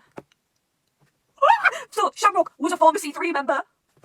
What? He was a former C3 member. Are you hearing this? He was a former C3 member, Shamrock. I can't believe it. And I can't believe it even more because Shamrock's like, so you're Sayuki's son. You're a spitting image of him when he was younger. Young master, I'm so grateful. I can kill my best friend with my own hands twice now. I'm going to kill you. So fucking Shamrock is the one who killed Sayuki's dad. And now, you used to be with C3. So what? So like now I'm wondering, why did Shamrock become a vampire? What happened? And why? Why the fuck? Why did he kill Sayuki's dad? Because Sayuki's dad's dad seems to be nice, but fucking bro, I cannot believe that. I'm like literally freaking the fuck out because there's no goddamn way. I'm so excited to see more of this. Because it's like, bro, what the fuck? It's so good. I can't wait to learn more about Shamrock. But this also has me so scared because Sayuki, I love you. I like you, my crash out king, but leave Shamrock alone because I've loved him a lot longer than I've loved you. So leave him alone. I swear down. I've already read this book, by the way. I know it's much of it in it. It's going to be this book where we get a conclusion. No, fucking book 12 is Yumi on my bad. And then it cuts back to the mother and Sarugi as the whole building's falling apart. And she's like, what's your name? And he's like, Sarugi. Sarugi, it has such a strong remnants. And he's like, I'm not strong. It's a mess. I'm weak, lonely, scared, sad, so lonely. And she's like, Sarugi, hold your head up. This whole place is going to collapse. We're going to get buried. And she's like, and he's like, I don't care. I was born here. I'll die here. And as she's about to get crushed by a rock, she turns into a wolf form and she's stunning. She's so pretty. She turns into a wolf form and saves him and drags him away. And he's like, why? I don't care anymore. Just leave me and save yourself. And as he's saying this, a rock falls on her legs and the back legs get crushed. And he immediately rushes over to her and he's like, why me of all people? You could have just saved me. You could have just left me and saved yourself. You should have just left me to die. And she's like, no, I can't run. You can stand. You can't you, Sarugi? Go on, run. I'll be fine. I'm a vampire after all. I can't die. You go on alone. And she's like, I can't walk on my own. I want to be with you. And she's like, you're right. No one can walk on their own. There's no way to save us both. You just have to give me a name. I freaked out so much when I first read this because when it was just like, give me a name, I was running around my room. I was just freaking the fuck out because I was like, there's no goddamn way this is actually going to happen. And it didn't happen. It didn't happen, obviously. She's now made a contract with Eden. But fucking poor Sarugi, he's genuinely suicidal and he's given up on life. He just wants to die. He doesn't want to be alive anymore. He's had enough of everything. And I'm so glad she's there to help him because literally Freya and Baldur, isn't it? the mother and son in Norse mythology, and this is what this is based off, and they're doing a really good job at it. I really like that. It's so cute, especially when they call them mum. And then we end up getting a side story between Mikuni and Tsurugi, and it shows how they first, like, it shows them sitting down to eat and talking, and then we get revealed that Mikuni joined C3 at the age of 16, and he used to really act like Misano, which is really cute, because this would have been just when he came away from home. And it shows their relationship a bit about how at night Tsurugi would stay up and talk to JJ all night, which is really cute and interesting. I'm curious about that. And it also shows, like, them eating a lot and talking, and then at one point Mikuni asks, like, are you jealous of me? And Tsurugi's like, no, we're just different people. And if they use the pasta actually gets brought up and it's like, I'm eating meat sauce, you're eating cream sauce, both pastas, but no one can say the same. They taste completely different, and they look different, and it's like, wow, like the pasta's not being, the pasta actually being used as a good metaphor. And then Tsurugi turns around and is like, are you jealous of me by chance? And he's like, and Miku's like, jealous of you who has nothing. And Tsurugi's like, yeah, the fact that I've been able to live without anything. And it shows him sat in a blank background, and then Mikuni sat with all of his family behind him, and Miku's had to come and leave his family, while Tsurugi's never had family. And it's like, wow, yeah, wow, when you look at it like that, envy, isn't it? Fucking, it even says envy here, fucking, and Mikuni's the, Eve of envy. And when Tsurugi spills the wine, it immediately causes Tsurugi bleeding out. We've seen this huge gash on his side, and we see how he gets it, and he got it protecting Mikuni. And it's like, whoa, what happened? What? The fact that he protected Mikuni shows that they don't hate each other, because it really shows that as well. Because when Tsurugi's in bed recovering from his injury, Mikuni makes JJ go stand next to him, and when he does that, Mikuni mistakes JJ for Tomoe and gets happy, and Mikuni knew that would happen, and that's the whole reason why he did that. And then it like shows Mikuni being in bed sick and his family taking care of him while Tsurugi has no one. And it even says it was easy to feel sorry for the guy, but we both decided we would never say that because we both knew it was something neither of us should do. And then it sees them both growing up, standing up, the meal's finished, and then they like both leave and walk off, and it ends. And then it shows an empty table. And we get a bit more of these soon, and I'm really excited for it because they seem so interesting. I'm so interested in the dynamic in relationships, like what's going on. Okay, so last time talked about book 10. Well, yeah, for the moment, 3 videos on it, and now it's book 11, which I'm so excited for. Book 11 is so amazing. Oh my god, so much good stuff happened. And after this, we're caught up because I haven't read volume 12 yet, so this is going to be a blind. I don't know what's going to happen next. Okay, but I'm doing this one in my Lawless cosplay. Last time it was the mother, and then before that it was Kuro, and now I'm in the Lawless, and I bawled my eyes out with this book. I'm so excited to get into it. Right, I'm gonna start now. Okay, so last time I left off with the mother of Raph saying to Tsurugi, make a contract with me. You have to give me your name. And then this immediately continues. Oh my god, I'm so sorry. I cannot see the book with my glasses, these glasses on, so Lawless is gonna have to go blind for a little bit. So she wants to form a contract with him, and he thinks about it. And he's like, but that's not possible. In order for me to become your Eve, I have to give you an item and a name, but I don't have anything to give you because nothing belongs to me. Everything that I have has just been given to me. I don't own anything, so there's nothing I can give you. And that's so sad. The fact that he thinks nothing belongs to him. I mean, what fucking life would that be? That must be a shit life. I know he does have a shit life. And she's like, well, it doesn't have to be anything huge. It can literally be anything, even something small. And she reached out towards his earrings and even something like this would do. And he is like, oh, like an eye or something. And it's like, what? It's so sad how much messed up he is. The fact that she's just like, give me an earring, and he's immediately like, oh, you want an eye? Like an earring and an eye are such, like one's over there and one's all the way over there, like the huge different sides of the spectrum. And it's like, what? It's the fact that he thought that she was talking about that. It just shows how mistreated and how fucked up he is, and it's so sad because it doesn't even just stop there. He's like, or an arm would do fine, but maybe an arm's too big, and I kind of need those. Plus, they have loads of scars on, and they're all bruised and not very nice to look at. And it's sad that he views himself like that. Oh my god, Tsurugi, you don't understand guys how much I want to hug him. You don't understand how much I want to hug him, how much I love him. Because it doesn't even stop there. It's like, oh, what about a finger? I've got lots of those. And thankfully, my girl, she's like, Tsurugi, in this world, there are things we must share with others and things we must share together. But sometimes you must put yourself above all else. Don't you ever misunderstand that. And I'm so glad. Oh my god, she's such a mum, she's literally scolding him. I'm so glad she's here to set me straight because this is so sad. The fact that that's what he thinks his worth is. And like, she's asking me, like, oh, I can give you all this. And it's like, you're worth so much more than that. You need to value yourself more, and it's so sad that he doesn't. It's just because he's been abused for his whole life. He can't help it, and it's so sad. And he goes on to be like, you know, I've lived in a room given to me by someone else, warm clothes given to me by someone else, done work given to me by others, felt their pain and sadness, laughed because of their happiness. I've never once made my own decision. I've never been angry or resentful once in my life. Clues, goals, hobbies, I don't have any of those, not even one. My own choices, my failures, my successes, my anger, praise. I've abandoned all of those things. That's why I could never grow up. Please yell at me, scold me. If I took your hand, do you think I could change at all? If I get out, I'll. He's my son. He's my son, guys. That's why I could never grow up. The fact that he's aware of it. He does. Oh, it's so sad. Because it's not even just about the age progression, it's about the magic, everything makes him act younger and younger. He's never had a chance to be a child, to be himself. He's never had a chance to be a child, so how could you grow up? Especially when he owns nothing. That's because he's been abused so much. And it's just as he's about to fucking accept the mother of Raph, fucking Tomoe shows up behind him. And oh my god, it's not even actually Tomoe, it's a fucking hallucination. I hate Tomoe so much. Oh my god. I hate him. I hate him so much, guys. Oh my god, I'm gonna jump around right now. I fucking hate Tumblr. I hate him. Just as Tsurugi's about to pull away. Tomoe shows up and he's like, ugh. And I read this when I was about to go to school at that time. So I only read it and I stopped reading at this page and I thought, fuck, I went to school that day and I was freaking out. I was like, no, what's going to happen to the mother of Raph? And nothing yet. Because he does fucking do something later on, which I'll get into when I get to that, which I'm furious about. Because he's about to accept and then he starts having all these flashbacks of Tomoe. And when Tomoe actually was nice to him, you can see here that he's happy. And it's like, this is a different side of Tomoe. Is this just how Tsurugi sees him, or was Tomoe once actually different? Did he actually treat Tsurugi good at one point? Or has he always just been a cunt? And was this all just manipulation? I really want to get a full-fledged backstory between those two because we're all getting little bits right now and it's not enough. Because after he remembers all this, he crumbles in on himself. He's like, I can't do it. And then it cuts to a scene of Yumi picking up Junichiro's name tag, like his little item, and he's like, what the hell happened to Junichiro? As he picks up from Junichiro's book, when I saw that, I was so scared. And I still don't know if Yumi's actually angry at Tsurugi yet, because we have met in this book, but they haven't had any time together yet, so I don't know what Yumi's going to be like with Tsurugi, because he's fucking killed Junichiro. I'm scared. Oh my god, I got to talk about a little scene of Kuro. So a little context is, me and my boyfriend were messing around on call once, so I was like, Kuro's such a fat ass, he's always eating food. So I was like, what if I draw him as a fat cat? And he was like, do it, and I was like, okay, I'm gonna do it. So I found a fat cat on Pinterest, and I drew it, and I drew Kuro on it, and I'll show it here. That's Fat Kuro. I've loved Fat Kuro for so long, it's just always been an inside joke, a little joke with me. And I can't believe it's canon. This girl's like, oh, I'm gonna get through these rocks, right? Because everything's been broken in. And look, you can see him on the screen now. He's such a fast. He can't even get through the rocks. He's got such a fast, bro. Literally. Because it's like, and they're trying to have a serious moment. Like, you're going strong. I think you'll be fine. So leave me here and go. Stop. They're trying to have a serious moment. But Who could take it seriously when Courage was being a little fast, bro? They're so cute. Because even my hero's like, yeah, I'll be fine. Not that I need to say something to a fat cat ass. As he pushes Kuro's ass and pushes him into the rock. Oh my god, I can't believe fat Kuro's canon. This is amazing. But Kuro goes after this, and just as Mahiru turns around, fucking Mikuni's there. And he's like, oh, what's Mikuni doing here? But Mikuni basically informs Mahiru about everything that's going on, about what's happened to Tsurugi. And Mahiru's immediately getting worried, and he's like, at the rate Tsurugi will be crushed, Tsurugi's subclasses will get away, and C3 will be destroyed. This can't get any worse. And Mikuni's really like, but there's no way someone like that is going to die so easily. And after that, he shows Mahiru this way, the secret exit that he can get through because all the stairs have been blocked. And he's like, while I was here, he told me quite a few things. I'm sure he uses these to get around. And we have actually seen him come through places before. So Mahiru's going to go for this little secret exit to get down underground to go where everything's happening. And Miki's about to walk off after that, like, come on with me. But as that's happening, the rocks start to fall down underneath, and they're about to follow Miki, but Mahiru thankfully pushes Miki out the Lightning Tower. So now they were going to go the same way, but now they've been cut off with the rocks. So it's a classic, like, they're cut off, and now they're on separate sides, and they have to go their separate ways. And Mahiru has to go for the exit on his own, because Miki can't come with him anymore because he's been cut off. And Miki's like, I guess there's no use trying to stop you. Take care of him for me. And Mahiru gets a flashback of all the times Miki's been like, let's kill him. And he's like, I guess you really are worried about Tsurugi, aren't you? And Miki looks surprised for a moment, and he gives us a soft smile, and he's like, I've been with him for quite a while now. Well, we never really got along. I said what I said a while ago, but... And I was like, oh, this is so cute. We're actually seeing a cute side to them. Like, it shows that they really do care about each other. This is adorable. And I was like this when reading. I turned the fucking page, and tell me why I see this. Tell me why. But of course I'm worried. Okay, Mikuni, what is with that face? And now I don't have to take that scene. It's like Mikuni trying to like deflect from the fact that he's worried, but that makes no sense because Mahiru can't see him. So this is, I feel like this is like Mikuni's letting out his true nature here. What the fuck is he against Tsurugi? What has Tsurugi done to him? I'm genuinely... What? We've only got 2 books left of the secret arc, and I still know nothing! About them! I mean, oh my god, these 2 books better be fucking jam-packed with lore information, and you need to come back and live happily ever after, and we've got a whole other arc after that. But I'm so curious for it, guys. I'm so fucking curious. Oh my god! After that, we get to see Human Shamrock. Oh my god! He's such a cutie! I love Human Shamrock. I don't know why I don't like it. I just love Shamrock. He actually looks like Yumi. It's just the curly hair and is the blonde, and you can't really like... He's like a blonde, it's just colours white like Yumi's because you can't get different colours in manga. But fucking Shamrock and Tsuyuki's dad seem to be really close. And Shamrock seems jealous, because he says like, it's thanks to you that he betrayed me, or he left me. And I'm like, oh... I don't know, his dad didn't leave C3, I don't fucking know why Shamrock said that. But fucking hell, after that, Shamrock's like, says something like, so you're Tsuyuki, aren't you? He told me a lot about you and how you're timid and kind, totally unlike him. Do you remember? I came over and picked you up once. As Shamrock just picks his grown ass man up, and he just lifts him up into the air as he's looking up at him because he's got him lifted up, and he's like, that's fucking scary. Oh my god, if I was Tsuyuki, I would be gone out that door, y'all would never see me again. Guys, if I was fighting somebody who just went like that to me, I'd be like, I'm gone. Also, the fuck is filler, bro?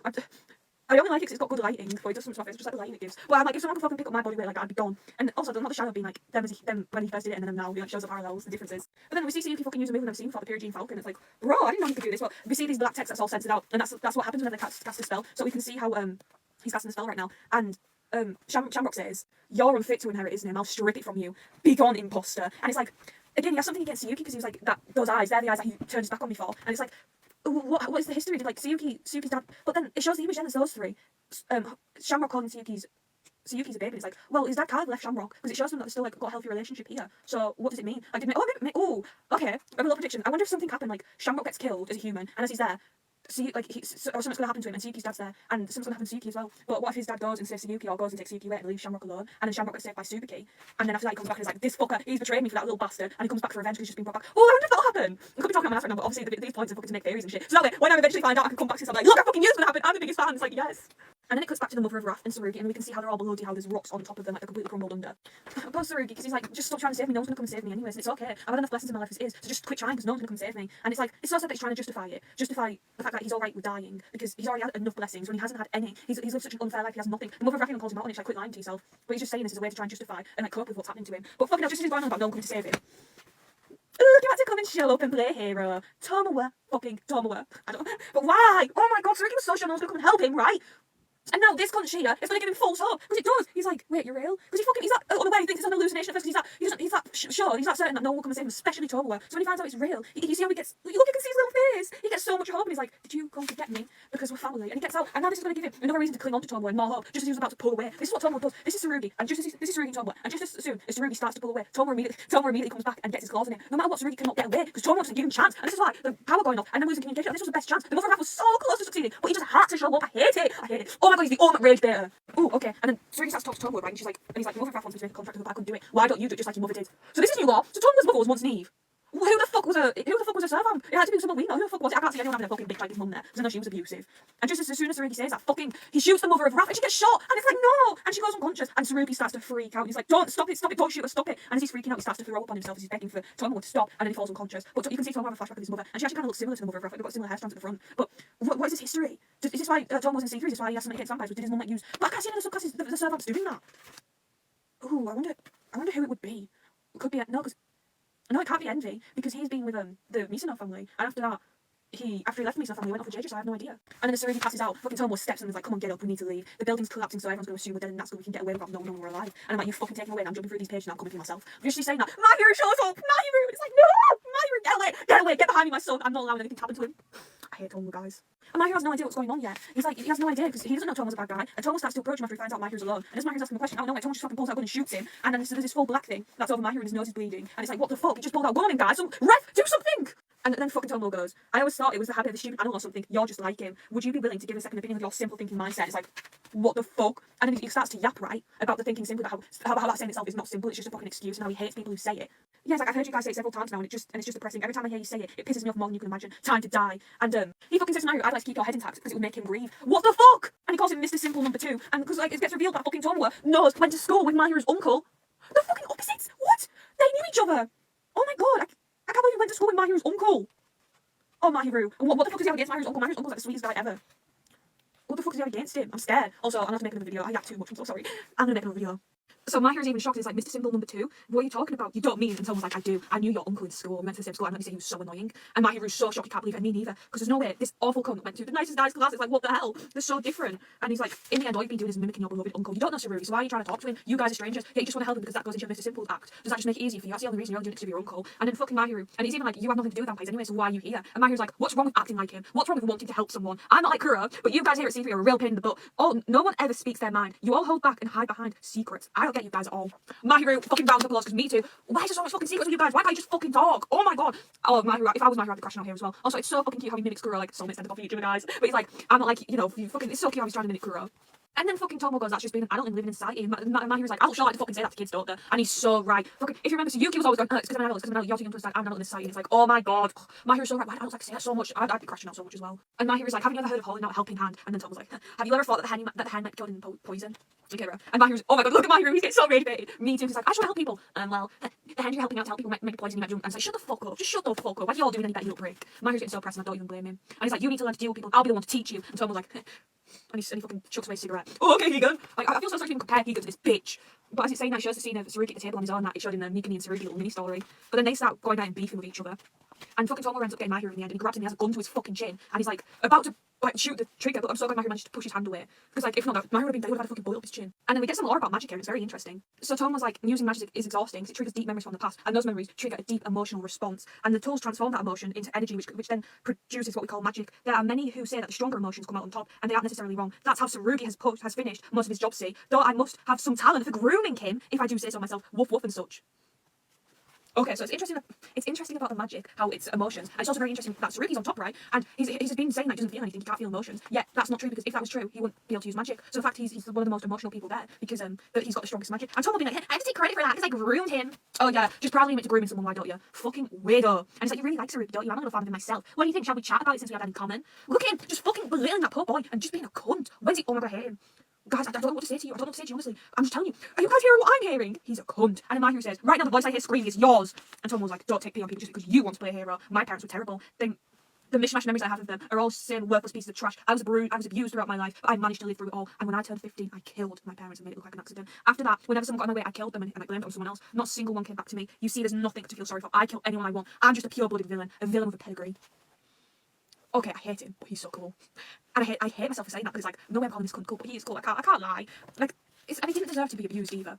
But that's no excuse. It's like fucking Dad lying after Gal, people like, oh, doesn't abuse, it's all Mori's fault. But no, it's not, because he abused Dad himself. You have to hold him accountable, people don't. Just like you have to hold Tomo accountable for what he's doing to Sarugi. It's not okay at all. And he even says there's no reason to feel sorry for me, I'm a pure-blooded villain. He's even saying it himself, so if anyone wants to defend him, oh my god, I'll fucking jump through that screen and come for you guys. I'm not joking, because I swear I don't hate this bitch. And then he starts to talk about Sarugi and how he took Sarugi away from his home, and he took him in. And he was like, he was a kid when I knew nothing about, so I figured he'd be convenient to raise and work to death. And when he grew up, he began to resemble his father. They were both so thin the wind could knock them over. They laugh exactly the same way when they're in trouble. It makes me laugh to see such pathetic men laugh like he does. But having a kid not even 3 years old around was a good way for me to vent my stress, so I kept him with me. So first he's saying, oh, I took a little boy in to fucking work him to death, and that 3-year-old child was a good way for me to relieve my stress on him. He took a child in to beat it. You know, what the fuck? How could, no one can defend that? And there's no amount of tragic backstory could ever make me sympathise with this man. I do not care about him. I do not care about him. Because you're going to take he took a child from his home that was being abused and beaten by his parents. He took that child, gave it a false sense of security, then went ahead and started abusing and beating himself. He didn't admit to it. The only reason he kept that child around was because it was a good way to relieve stress. He's fucking sick. And he starts to talk about how there's no such thing as the truth, and everything you get told is just someone's different perspective to things, and not everyone is a storyteller spouting their make-believes. And one of the examples he uses is like, oh, I took a child home today, referring to Sarugi, and then he's like, there we're talking about a person, but then he says, I took a weapon home today, there we're talking about an object. Okay. He's such a fucking bastard. Even in the fucking examples, he has to use Sarugi and has to belittle him and call him an object and everything. And then after that, Tomo ends up getting Mahiru and he ends up shooting him. And he's like, this has gone on long enough. And you just see Mahiru get fully blasted. And then the last page you see that chapter is Kuro looking really surprised as his bell jingles. It's like, oh, Kuro. And like, way to make us worry about Mahiru by showing that Kuro's not even there. He just hurts. He just reacts to something. It's like, thanks for making us fucking worry that much. And then after that, Belkia and Otogiri, he all together and they're escaping. Also, Belkia's strong. He's got Otogiri on one of his arms, bro. It's fucking cute. I'm so glad. I can't wait for these guys to escape and go back to Tsubaki if they can find him. Because it's so cute. And then Iduna is looking for something. She ends up running into Jill, Ray, and Lawless and Lee. And they're all fucking talking right now. Lee's just in the background going, there's no fairies on this floor, it seems. My angel, bro, what is going on with you? He's so special. He's just a special little guy. I love him so much. But they're all together talking right, and they're talking about going to go down to where Tomo is. But as they're talking, Lee's like, wait, I hear someone coming. Huh? Something's coming. And they all look, and fucking Tomo just shows up with Sarugi, and it's like, if he's here, where's Mahiru and where's the Mother of Wrath? He's just left them. They were supposed to go to him, but he's come to them beforehand. And I freaked out when I saw he's just walking, carrying Sarugi by the scruff of his neck, which fucking parallels how he carried him when Junichiro and Sarugi first met Tomo when they were babies. And it shows that Tomo hasn't changed at all, the little bastard. And she goes over to him, and she's like, wait, don't do anything. And as she's about to talk to him, he fucking lifts up his gun to hit her, and I'm so glad Jill and Ray save her, because I would have freaked out if they didn't. And she's just like, no, they haven't done anything wrong, wait before it, and he's just like, fuck you, and he goes to get them, but I'm so glad to save her. And even Nick Coleman like, wow, attacking a woman, that's on your side, not even we would stoop that low. You're the lowest of the low, you're the kind of guy we hate. And it's like, yes, guys, you get me, I fucking hate this bitch. The only one who fucking likes him is Sarugi, and that's only because he's being abused into liking him, groomed into liking him. And then fucking Tomo shoots at Ray, and Ray only gets his arm right, and Ray's like, oh, I'm fine, Jill, it was just a scratch. And she immediately, like, as soon as they say that, his arm immediately starts to deflate and stuff, Jin starts to spew out of it, and Tomo's like, a scratch is all that's needed for a subclass. And she's like, cut his arm off, and Jill immediately has to cut his arm off. Otherwise, his whole body would have just gone, he would have died there. Ray would have died. I'm so glad she was there to save him. Because he's now armless. And after that, they all run off and Lawless and Lee stay behind because they're like, go away and we'll hold them off here. See, I'm just so amazing, guys. And then fucking Lawless starts going about being able to turn a vampire to ash without striking a mortal wound. Weapon development is developed at a frightening rate these days. Okay, Unk. I'm calling myself Unk, bro. These days, these weapons are getting so good. Okay, Unk. Just say you're old, bro. He's so corny. I just love Lawless and Lee. And then she cuts back to Iduna, Jill and Ray. And they're thanking her, like, thank you so much. If it wasn't for you, Jill, Ray would have died. And we were thankful you're here because we would have known. And as they're saying that, she's like, stop thanking me. I don't deserve to be thanked. I'm the one who developed that weapon. And they're both surprised. And she's like, I had no idea it would be used like that. I thought my weapon's being used for good, not just to hurt innocent people like you guys. And I had no idea. And she's having like a full breakdown. She can't believe what weapons been using for. And she thought she'd just been doing some good this whole time. But really, everything she's been so passionately making and working on is just being used for bad. And he's like, aye, little lady. Ray says to her, Jill says to her, sorry, and he's like, did you really not even think about it once? And then it cuts off. I don't really, I feel so bad for everyone except Omar. I feel so bad for everyone in this situation except Omar. Because like, everyone just deserves so much better except Omar. I really just feel bad for everyone except Omar. Because after it cuts to Lawless being chained up and Lee's bleeding on the ground. And Tom has a gun to Lawless, you better fucking stay away from him. And he's about to shoot, and he's like, but as he's about to shoot, the chain all snaps. And then it turns around and Tom was like, well now, this is a rare pairing. And then I turned the page, and fucking Yumi and Kuro teamed up! Oh my god, I freaked out when I saw this. I couldn't believe it, teamed up! I can't believe it. Oh my god, they teamed up, guys. They teamed up! Oh my god, I freaked out. When I first saw this, I was sending my boyfriend videos and messages. She's running around freaking out. Oh my god, they're teaming up! I cannot believe it. Like the peakiest team up in all of history. And Yumi does, he starts telling Iduna to leave and go, she's going to die, so go get to safety. And she can't go do that. Well then go and talk to Sayuki because she's the only one who'd be able to stop Sayuki right now. And she's having a full breakdown, she's like, but I can't. And she doesn't know what to do with herself, she's freaking out. And Jill and Ray turn to her and he's like, please, go save our sis, will you? She's really strong, you see, I'm sure she'll help you out. You're definitely the one who we can count on now. Please. And if I end up regretting something, help us out a little. And then she gets a new resolve. She stands up and she wipes her tears and she goes off and she's gonna go save the Mother of Wrath and become Marie. Because like they've asked her, she's got a new resolve now. She's like, cut this crying out, and she's gonna go do it. And oh my god, I love those two together, they're so cute. Oh, and you wanna know what Tomless says? You wanna know what Tomless says? He says, have you just been lazing around this whole time? I met Shirito Mahiru a while ago and killed him. He says that to Kuro. Oh my god, he says that to Kuro. And Kuro's my son. Where's my little boy? Where is he? Look at my son, bro! Tomo says that to him. Tomo says that to him, I can't believe it. And then Kuro immediately is like, fucking freaked. And he immediately goes, Lawless, call my name. And fucking Lawless, I fucking go, Sleepy Ash. No, obviously Kuro, don't call him by that right now. And Kuro's like, no, not that one. And Lawless is like, oh, Kuro. And Kuro closes his eyes and he's filled with like resolve. And he looks at Tomo and he's like, nah, Mahiru ain't dead. I know that for sure. He's gonna come here. Oh, that was such an important scene. That was such an amazing scene, bro. I love them so much. I love them so fucking much. And then after that fucking amazing scene, it goes back to rage baiting me. Because after that, Tomo kicks Sarugi in the head and he's like, your friends have come to see you, wake up. And she has like this huge cover. You need to say your final farewells to them. Fucking boss battle material. But what pisses me off so much is that Tomo had to wake Sarugi up to bed. You have to say goodbye to them, I'm about to kill them all. Just to put them in so much more psychological torture. Oh, I've never met such a disgusting man in my life. But then it goes to Iduna and she's now, I'm so sorry I'm butchering her pronunciation. I have to hear words said before I know how to pronounce them. I've never heard a name said before, so just makes it look like Iduna. Idun? I don't know, I'm gonna call her Iduna. If anyone knows the correct way, please tell me because I'm so lost. But it shows a little backstory between her and Sayuki in the meeting and how Sayuki got the nickname. It's so cute. Like he doesn't know English, but he talks to her in English and he's like, hello. And she's surprised and she's like, hello, because she's not from Japan originally. So, he learned English before she came so he could talk to her. His dad made them, so they had a little cute relationship. And then after that cute little scene, it cuts to them at Suyuki's dad's funeral, and it shows Suyuki breaking down crying. And then this is where everything starts. Suyuki's like, I hate this. This sucks. Why did it have to be Dad? Why did he have to die? He was killed by a vampire. A guy told me it was someone who was a friend of Dad's too. He died and became a vampire so that he could kill Dad. That makes me wonder if my theory is correct. But this poor Suyuki, he was just a little guy when he lost his dad. I don't blame him for being so filled with hate and that. And I like to make fun of Suyuki just as a joke. But I really do understand and like his character. He's just fun to mess around with. He's my precious king. He starts to go on like, if there's a way to get revenge on someone after you die, and that means becoming a vampire, then I'll do it to avenge Dad's death. He'll become a vampire. Oh my god, could you imagine Suyuki roaming around as a vampire? He becomes the one thing he's racist towards, guys. What poor little guy. And then it shows how her reaction to Suyuki getting told he can't fight, and she's relieved. She's glad because she's like, just because someone stronger than us can easily get revenge, it'll be better that way. Suyuki's too much of a nice guy, and he's not strong enough to do this, and I don't want him to have blood on his hands. And it's like, so she's grateful to Tsurugi really, because thanks to him, Suyuki won't get a chance to fight, and someone else will be able to take care of their mess.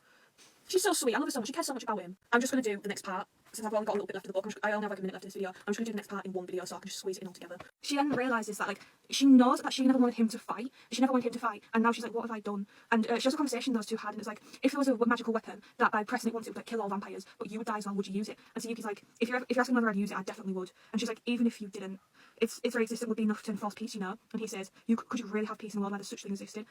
Oh, but, and then she says, I always believed that one day he could have forgiven and forgotten all that happened, but in reality, I've always been his accomplice.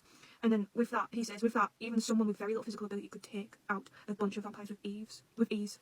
I was far too late to realise it. The last step that pushed him into the battlefield was me giving him that push. She never wanted him to fight. That's always been the thing. She doesn't want him to fight. She doesn't want him to fight. Yet her joining C3 and making these weapons for C3, her writing realising it has been the thing that's made him be able to fight. And that's why he's fighting right now and going to kill Shamrock. And that's the last thing she wanted, yet without even knowing it, that's what she's been doing. And she feels so guilty for it. And she's like, stop. Loki couldn't stop. And then he's like, I'm really grateful to you. Thanks for the weapons you've made for me. I can finally become a monster. And she says, I never intended for you to become a murderer. It shows, he's like, thank you, now I can finally kill. She's like, I don't want you to kill. It shows the two different sides of things. And it's such, oh, I feel so bad for her. She just wanted to do something good and invent. She just wanted to be an inventor. Imagine that one audio. She just wanted to be an inventor. And now, because of that, all this has happened. If I was her, I'd feel so guilty as well. I'd hate it. And while she's going through this, the mother of Wrath's wolf form climbs out of the rocks, and she grabs her and she just pulls her into a hug. And Aduna pulls her in for a hug, and she's like, if he were to ever take his revenge using the weapon I made for him, I would never be able to forgive myself ever again. And after that, she sees the mother turn to a human form, and she's like, say, could you lend me your power? There's someone I need to stop. I have to stop him before he loses himself forever. Please, give me the power to put this right. And she says, the mother of Wrath looks at her and she says, you don't need power. Don't you ever forget the power to change a situation always lies within your feelings. Yelling at men for being foolish is a duty of all women. No, why don't you tell me your name? And because I'm just nobody right now, my name. And then Aduna says, what did I want to be? Really? What did I want to be to him? The thing propping him up should not have been a weapon. And she tells the mother of Wrath her name. And it's a huge reveal because she's the goddess. She's a goddess, right? And the goddess she is, I can't remember what she's the goddess of. Hold on, let me just look it up. Yeah, she's the goddess of eternal youth, and she's responsible for guarding the She's responsible for guarding the magical golden apples. And in Norse mythology, she's the one who makes these, has these apples that give the gods eternal youth and stuff. And in this, she's the one who makes the weapons and gives C3 the weapons to be able to fight the SERVAMPs. So, oh my god, sounds so good. So she really fits. She was like, well, she feels like she was written to. Like, and also the Aduna god has a lot of history with Loki. In Norse mythology, Loki helps rescue Iduna after she's been kidnapped, and this really fits because Loki and Tsuyuki and Iduna are really close in this. I like they are in Norse mythology. It all ties up well. It all ties together so well. And then she says, "You're a beautiful woman. Your name should reflect on that. You shall have the name of the goddess of love, fertility, and battle, Freya." Oh, what a beautiful moment, man. This whole thing's so beautiful. Her reflecting on how she feels so guilty, how she just wanted to invent, and that ended up being the thing to push the one she loved over the edge. And if he murders with what she's made him, then she's never going to be able to forgive herself for it. And she just saw that wolf there. She just pulled it in for a hug because she needed a hug. She needed to let that out. And as soon as she sees the mother of Wrath, she just breaks down. She's like, can you just please help me? I just need to save the person. That means so much to me. And I love the mother telling her, like, don't you ever forget that the power to change something lies within your feelings. You don't need my help. You can just don't forget that you yourself can do it. And I love the mother of Wrath. She's such a good person. Oh my god, so the next after that, after making the contract, she goes into Wrath, and we get to see Inner Wrath already. We haven't seen Inner Logs or anything yet. We've only seen Inner Kuro from one show. So the fact that we see Inner Wrath already is amazing, and he's so cool. I'm surprised it was a guy, to be fair, because it was a guy I didn't know where we were. And I genuinely thought Subuki had an upgrade or something. I was like, wait, Subuki? Well, no, it's Inner Wrath, and he's so cool. I wonder, half of his face is on fire, his whole body's black, he looks awesome. And he's the complete opposite to her, because Wrath is so calm. She comes across scary, but she's calm, she's stoic, she's so caring, she's strong. And then this guy, he's immediately like, hurry up, kill someone, get a nice happy ending, and that'll be that, right, boss? Immediate difference. So now we know she's the calm one, but inside of her is where all the Wrath lays, and it's so cool. And even June's like, who are you? And then he says, you just gave me a name, didn't you? I'm Wrath. I am Freya. People are all children of Wrath at birth. They're all slaves to me. As he like gets these swords as he's approaching. Oh my god, do you understand how hard that goes? And as that's happening, he gets his sword and he slashes her. And he slashes all the top and all the top falls off. And he said, take it off. Don't cover yourself. Let it all show. Let me go further inside you. Show me your true form. Anger takes the form of a beast in human shape. Wrath shall take the form you show it. Oh my god, let me just praise her. It's potentially going to be praised. This shouldn't have to be praised, but let me just praise it for its lack of fan service. In this moment, she hasn't got a top on. It's not to sexualise it, to make it like, no, none of that shit. It's just, let me see you. It's also a Bible reference, I'm pretty sure, because, you know, in the Bible, Adam and Eve didn't wear clothes until they ate the apple. And then after that, I think it was the apple. I'm an atheist, I don't really know much about Christianity and stuff. Even the basics, which is embarrassing, but I don't. And after they ate it, I'm pretty sure they would put clothes on because they'd sinned. And now they had self-awareness or something, and that's how God knew, if I'm correct. And I know that's a reference to the Bible, like, show me your true form, don't cover yourself. Especially since her body Duna has, like, magic apples and stuff. And then the apples will relate to the Bible and everything. It's all tied and it's so cool. And then he starts to talk about all these different things, that how people react and why people get angry. angry and what they get angry for. And he says, anger is the ruler of all. What is precious to you? What do you not care about? What angers you? Show me what kind of person you are. As he goes for her, and she jumps up and she has a little blade and she goes to him, and it's a beautiful piece of work. It's such a beautiful art piece. It sounds like something you'd seen, like, is it biblical art? I don't even know. That could be so wrong, but it just reminds me of like something I've seen before, and it's just so beautiful. And it's such an important moment as well. And now we're getting to a part of My Hero that I bawled my eyes out. So I'm probably fucking crying now because it's so sad. I hate it. It's so sad. First we see little My Hero crying, and we see someone go, found you, let's go home, My Hero. And then Black Cat was eating. I hate Black Cat. I dislike Black Cat because how he's used with Kuro. I know he has something later. I'm fucking right now, but he's awesome for this because we get information about Jinn. At first, Jinn are ethereal vapors that have successfully taken a visible form. Jinn who have transformed from an ethereal form to a material form act as an intermediate for transforming ethereal energy into corporeal energy. Jinn who remain in their ethereal forms can exist for far longer and have lifespans of extraordinary lengths compared to the other life forms. In our world, a vampire is a general term used to describe massive amounts of Jinn who have consoled together into a human shape. This could actually just be normal knowledge, but I've never known this until now, and it makes so much sense that when Lily's also Jinn right now, because that's could become weak. He's practically dying because he's lost his life force. This Jinn was his life force. He was Jinn because he's lost it. He's lost his life force, so he's just slowly dying. And it makes so much sense. It's not like, oh, what the fuck are you yapping about? No, it actually makes sense. And it fits in so well, and I love it. And after that, it shows Black Cat like teaching a lesson. My Hero's confused. And as he's like, but before he can say anything, his friends Ryusei and Koyuki show up. And they're asking if he's done some of his homework. And he's all surprised. And then, out of nowhere, he's like, what happened to me? Because that just happened to him. Now he's in his mind, fucking people asking about some homework. So he's like, what happened to me? As he's wondering what's happened to him, like he's confused out of nowhere, Saki shows up, and Mahiru, you can see on his face, he's completely shocked. He turns around, and Saki gives him a smile, and he's like, it's alright, thank you for working so hard, later. And he's like, Sakia, but before he can say anything, Kuro shows up in place, and he's like, I'm not sure how to say this, my bad, I guess my bad isn't the right way to put it, I'm sorry. And he looks like, Kuro has such a little sad face, a little cutie. And Mahiru's like, anyway, these forecast kids were hold on, I'm closing the window. Oh my god, you really don't know what's going on in your neighbour's house, because they're just playing, they don't know, like, that the biggest circle fan sat next door to them, eking out. But Mahiru's like, was I trying to do something? What was I trying to be? Oh yeah, I wanted to be like my uncle. Wanted. I guess I'm dead. Bang. Leave me alone. So he just showed all that, and then Mahiru's like, oh yeah, I guess I'm dead. And he's like, no, he's not dead, guys. But I was crying. I was like, no. He's like, no, I'm not. Before I got shot, something protected me. Besides, I have you. Is Kuro somewhere near? And the Black Cat says, I'm sorry, but Kuro isn't anywhere nearby. I've taken on a corporal form in your mind, that's all. The Jinn in this area are unusually dense. When the Jinn are so dense, ethereal beings pop into view easily, to the point where it can feel like you can reach out and touch them. An area teeming with Jinn is like a movie screen for your emotions. You've seen it too. The malicious aura he gave off was so powerful you could see it. So thick you could almost touch it. Do you understand how amazing this is? This all makes so much sense. It shows you all these scenes where it's like, oh, it's just anime logic. Oh, what the fuck's going on here? No, it's not. It's because of Jinn. There's literally reasons for it. It all makes sense. And it goes back to fucking the first arc in one of the first books. It shows the scene, and it's like, it's been the plan since the very beginning. It all makes sense and it all ties together. It's so fucking amazing, bro. Also, I can't believe little Sarugi saved him. I'll get into that in a minute because I'll show him in a minute. And the Black Cat starts to yap about stuff. And then as Mahiru's listening, it gets cut off. It's like, why are you? And then we see little Sarugi inside of Mahiru's mind. And surprised. And Black Cat tries to chase little Sarugi out. Like, you're not supposed to be here. And as Black Cat's trying to chase Sarugi away, Sarugi ends up standing on the roof in front of Mahiru. And they're looking directly at each other. And then that's when Mahiru remembers that it was little Sarugi was the one to push him away from the gun and save him. And Mahiru's like, hold on, did you actually? And then little Sarugi turns into adult Sarugi. Sarugi's like, hey, did you do your summer homework? So the summer homework circles around to his friends now to Sarugi.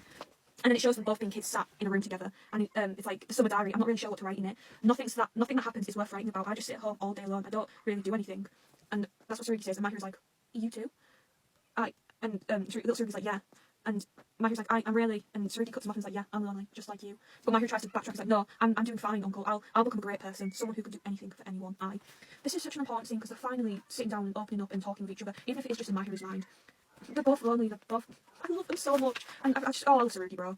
I've never realised how much I loved Mahiru until now. Like, the reason why he's doing everything is just simply because he wants someone to be proud of him. And he feels like, because there's a scene where his uncle's talking and praising him on the phone about how he's got in first place, and that made Mahiru feel so good. And he's like, from that point on, I guess I just wanted someone to be proud of me. And it makes it so much harder knowing that his uncle's never around, so when he's around, he wants his uncle to be proud of him, and that's why he works so hard. It's not even about his uncle, like, just about his uncle. He wants his friends, he wants people to be proud of him, and it shows Kuro, Saki, it shows everyone, just wants everyone to be proud of him. He wants to be helpful and there for people so he doesn't feel like a burden. And Suzuki, guys. Suzuki's like, you can do that. You're a hard worker after all. Everyone's proud of you. Someday I'd like to be a family member someone could be proud of. Everyone's proud of you, which makes him think no one's proud of him. When I'm proud of him, I love him so much. And again, he just wants to be a family member someone could be proud of. The family member is so important because he doesn't have a family, and that's all he wants is a family. And it's so sad. I love how they're both like, they're so similar and they parallel each other so much. If I could make someone proud of me, if I could make you proud of me, I would earn the right to have a place here. It's so sad that they think they have to have people to be proud of them, they have to serve people in order for them to have a place in this world. It's like, you don't owe anyone anything, you don't have to make anyone proud. You guys don't have to do that. You don't have to earn the right to live. The moment you are born, you are on this earth, you deserve to live. You don't have to earn that right, and it's so sad that some people think they do. And after that, Sarugi and Mahiru are talking again about some homework, and Sarugi calls him great because he managed to turn the blank paper into something filled with fun stuff. And he's like, I couldn't do that, I just copied all of my friends' diaries. I ended up getting caught and told off by the teacher since I just copied Junichiro's work word for word. But I figured as long as I can read these diaries later on and think, man, I had a really happy childhood, it'd be worth it. After all, if I grew up and couldn't remember anything about I couldn't remember anything of my summer homework, summer vacations, people would feel sorry for me. It seems stupid, doesn't it? There's no way a guy like me could have such a happy summer vacation. Oh, Sarugi, the fact that he literally didn't do anything, he had to copy his own friend's work. And even though he got caught, even though he knew it was all a lie, he was just happy because one day he'd be able to look back and think that he had a happy childhood. He'd be able to trick himself into believing that. And even says someone like me, he doesn't believe someone like himself can have this happiness because of the situation he's in, and that's so sad. No one deserves to feel like that. It's so fucking sad. And then he even says, hey, I wonder if the reason I was never really able to grow up is because everything was a big lie. Like, his personality isn't his in a way. It is, but like, it's all a front. It's not the real him because he's never had a real him. Because he's always had to change and be something for someone else. He's never been able to be himself, just be him. He's always had to oppose to people and make people proud and do stuff and do everything. And he's had to lie. He's had to just pretend so much times that's become who he is, and he doesn't know who he really is. And like, it's like now he acts so childish and so extreme because when he was a child, he had to be so serious and so focused. So now he's letting his inner child out while he's older. It's so sad. He's such a good representation of everything. He's so well written. And he says, but you know, that's okay. So long as someone, anyone can acknowledge just one thing about me, I can go on. Without that acknowledgement, I can't go on living. And Mahiru says to him, there are people who acknowledge you. Your friends all care about you. He says, yeah, I do have friends, but he never had any. I just can't abandon the kid who was left in the dark room all by himself. The one who was only called Ashtray. I just want someone to acknowledge me. The me no one seems to be able to see, or at least the entire reason for me being here. And it shows Tomoe hugging him when he was a baby. And this is so sad again because he feels like he can't just go off and be his own person because Tomoe never had that, and he feels indebted to him. And because of the few happy moments he's had with Tomoe, he feels like he has to be with him. And it's not even just that, it's more complicated than that because yeah, I just want someone to acknowledge me no one else seems to be able to see. It's not just as easy as that because Yumi and Junichiro acknowledging him is completely different to Tomoe acknowledging him. Since Tomoe's been with him since the very beginning, Tomoe's seen the real him. Like, Tomoe's seen every single time he's grown up, he's raised him, he's been there since the beginning. And it's knowing that Tomoe's been through a similar thing, abused as well, and knowing that Tomoe's been the one there for him forever, you're going to get attached. It's like Tomoe gave him a reason to live, if anything, if you know what I mean. It's like Akagawa and Dazai. You have that person that you see, even though everyone acknowledges how strong you are, you always strive for that other person's acknowledgement. And it's so sad because you know you're never going to get it, yet they're the one person because they're your abused, they've manipulated you, they've seen you in a way no one else has seen you before, and you need that one person who looks at you like that just to acknowledge you. And even though you know you're never going to get it, you can't bring yourself to stop, and it's so sad, it's so fucking sad. We were born in a dark room without any windows. The two of us did everything we could to go on living. We lived because we had each other. We couldn't have lived on our own. If he doesn't call my name, all I am is a dirty lump rotting around on the ground, a dirty thing. And it's just backs up everything I've just said. Tomoe was being with him since in that no one else was being served in that situation, only Tomoe. They went on living because they had each other, they relied on each other, they had each other, and we couldn't have lived on our own. And because of that, because Tomoe was being with him during that, Tomoe only knows that side of him, has only been there from during that. So it's so different to someone else just praising you, to that person who's been with you during all that praising you, because they see you, and it's like it's such a different feeling, and it's so sad, it's so sad. It's just gonna keep him trapped forever now because those feelings aren't gonna go away. And it says call my name. If you do, I'll be stronger than anyone. So long as someone calls my name, so long as someone is there to acknowledge me, I can fight anything. It shows Tsurugi, Kuro, Lily, Lawless, Pride, the Mother of Wrath. It shows them all. And it says, every one of us, from the moment someone calls our name, is able to become someone. And that's such a powerful message. It's so strong because that's what SERVAMP's about. You need to give SERVAMP the name for them to become someone. And it shows all the SERVAMP here. It shows, like, Krantz, Gilgenstern, and Lawless are all calling out to Lee. It shows all the important people calling out to you. Those people who truly see you and are there for you. It shows them all calling out to each other. It's so fucking beautiful. It's such a powerful scene. It was the whole build up to this book was for this moment, and it was all worth it. Because it says, everyone is waiting for someone to call their name. Everyone is just screaming. Everyone is just screaming. And that's what Mahiru's been saying. The only one I see screaming in front of me is right now is you. That's Mahiru saying if someone's screaming in front of me, he wants to help them. And everyone's just screaming. Here I am. And then it shows Tsubuki all on his own. My name is Tsubuki Sensei. But Tsubuki hasn't got anyone to call out his name. They all had someone. He has his little subclasses, but I guess that's not the point. It's not the point because they know him, but Tsubuki wants to be known by his family. That's the point here. The whole reason he's starting this was because no one knows who he is and that. Like when he first showed up with Kuro, the first thing he asked him was like, do you know who I am? And Belky was like, poor Tsubuki, no one knows who he is, that's why he wants to go to war. He showed up to talk to Lily, and the first thing he said to Lily is, do you know who I am? Tsubuki just wants to be known and he's not, and I hope he gets known, I hope he gets his happiness. That's book 11. So it has me so sad. I can't wait for book 12, I'm so excited to see what's going to happen. Guys. I'm about to read volume, where is it? Sorry, hold on. I'm about to read volume 12 of SERVAMP, right? I'm about to read volume 12 of SERVAMP. I'm so excited! I don't know what's going to happen. I'm so scared. It ended with fucking Tomoe and that being at face off. Tomoe, Yumi, not Mahiru's not here. Tomoe, Yumi, Kuro, and that being at face off with Tomoe. I'm so excited to see what happens, bro. I can't wait. Because, oh my god, I just know it's going to be so good. I know it's going to be so good. I really hope nothing happens to Yumi or Tsurugi. Or any of the characters, but I mean, he's the front cover, so I'm worried about him. Guys, I'm scared. I hope nothing happens. I hope he's mad at Tsurugi, but obviously it's expected. But I hope he isn't. Oh my god, I'm so excited. I'm so scared to see. I'm so looking forward to see what's going to happen between Mahiru and Tsurugi since I just had that thing like, Tsurugi knows what's going to happen. Is Tsurugi going to join our side? I'm really excited to see what happens between Kuro and Mahiru. I'm just so excited, bro. I'm going to come back when I've finished reading because, oh my god, I'll read a chapter and I'll come back. I know what's going to happen. I'm so excited. Holy shit. I'm doing this a chapter at a time. I've read one chapter so far, and that shit was peak. So it starts off with Tsurugi and Shamrock fighting, right? And the fight, they're going at it. We see a new ability from Tsurugi. We also have to see we see a new ability from that we've never seen before, and it's called, well, it's just a fucking bird's eye view thing that if I hide over there behind an object, he's still gonna be able to see you, so no matter what you do, he's just gonna be able to see you. So Shamrock tries to hide from him and shoot him, but Tsurugi can see, he's like, I can see everything you're gonna do, bro. And then they start fighting, yeah, it's, oh, my Falcon Eye ability, that's it. So they're fighting, right? And, right, okay. So, Tsurugi says, when you were alive, you were helping the C3's German branch. So, first of all, now we have information that C3 isn't just in Japan, it's everywhere. It goes along, so I know it's in London as well. And Shamrock is German! So, we've got a law that Shamrock's German, right? And right, Shamrock starts talking to Tsurugi, he's like, I was transferred from Germany to Tokyo, I was put in the same group as him. You were pretty, particular back then, though I was hard to deal with myself. And Tsurugi says, I'm not my father. And then Shamrock says to him, what's wrong, you raised your voice, that's not like you. Right, so Shamrock's basically treating Tsurugi like he's his father, Shume. I think that's him, but he's treating him like he's his father, right? And I'm genuinely wondering, does he actually see Tsurugi as his father, or is he just rage baiting him? Is he something psychological, or is he just doing it to get Tsurugi? I don't know what it is, but oh my god, I'm so intrigued, it's so fucking good. And the bitch, no, I know he's rage baiting, because fucking when Tsurugi asks, like, why'd you kill my dad, he's like, why are you even asking? What if I had a really good reason? What if I'm justified in killing him? It's not like you're gonna care, so why do you want to know? And Tsurugi's like, down, right, I'm not going to care. And then they start fighting again. And Suyuki's like hyping himself up. He's like, right, I can do this. I'm going to do this. I'm going to prove to them that I'm strong and I deserve to be recognised and that I'm not weak and I can fight. And he's like, the person who's mainly talking to about proving is Saru, because it shows flashbacks of Saruki belittling him, saying, we don't want you on our team. And that also makes me scared because Suyuki's Loki and Saruki's Baldur. And in most mythology, Loki ends up tricking Hodor into killing Baldur. And Hodor's Yumi. So Yumi's the one who's alive right now because Junichiro's gone. So, oh my god, like, I don't know. This isn't going good. But he wants to prove himself to Saruki, which is really interesting. And he's like, and then afterwards, Suyuki's like, this is my strength. And then after he's like, hyped himself up so much, I know Shamrock's like, oh, your hair's black. Right in his face. Right in his face. And he's like, did you die or something? I can't say I approve. You should take a good look at yourself in the mirror. You look like crap. And out of nowhere, he grabs Suyuki's neck and takes a huge chunk out of it and bites him. And Suyuki starts like spitting out blood because he's just got bit here. And he's like, and Shamrock even says to him, your blood tastes so much like his, such a familiar flavour. Oh my god, he's the ultimate form of rage bait. Because if someone said that to me, I'd go crazy. Oh my god, wait, that's not even the best part, right? That's not even the best part, right? Because afterwards, guys, Shamrock transforms! He transforms! He has, like, fucking, one whole side of him transforms into this thing. He's like a spider. And then he immediately goes to Suyuki again. Also, his thing, Die Verwandel. His ability name, I'll put it here, I can't pronounce it. His ability thing is a novel. It's a German novel. And the fact that it's written by a German person, it's in German, is so cool since Shamrock is German. It's like, wow, they've really thought everything through. Even the book his ability is based off is German just like him, and that's so cool. And I'm gonna have to get into this. I'm getting into so much stuff because I want to learn stuff about the characters and the lore and shit. It's so interesting. I've done more research on this topic since I've made this video, and yeah, it's Diver Wanderling. I think that's how you pronounce it. A German person wrote it, and Shamrock's German, so that fits. And also, the person who wrote it was the one who made Metamorphosis popular, or, well, made the idea of Metamorphosis in general. It was either one of the two, which makes a lot of sense. And also, it's amazing since Shamrock can turn into a bug. And you can see how in the image it has 3 things coming out of it, and the Shamrock's form has those 3 things. So he's definitely based off of that novel, which really intrigues me. And then as he does this, he shoots Suyuki right here, and Suyuki's like, I think he's dead. But he does that, and then we get Shamrock, so we get Shamrock backstory. So basically, in his backstory, Shamrock was sent on a mission with 20 other men, and one of these men was Tomoe, and the other one was Suyuki's dad. Yoshimasa is his name, Suyuki's dad's Yoshimasa. So he got sent on a mission with Tomoe and Yoshimasa, and he was like, Suyuki was so much more violent and powerful compared to our reports. We were so unprepared for him. He killed pretty much all of our men, and the men that he didn't kill, we had to fall back and regroup because he was too strong for us. And my main worry in that moment was Yoshimasa, because I know he had a child and a baby on the way, and I knew I had to get him home so he could be safe and he could get back to his family. And as I was turning around to protect him, to tell him to go away, they were all gone. And in that moment, I realised I was used for bait.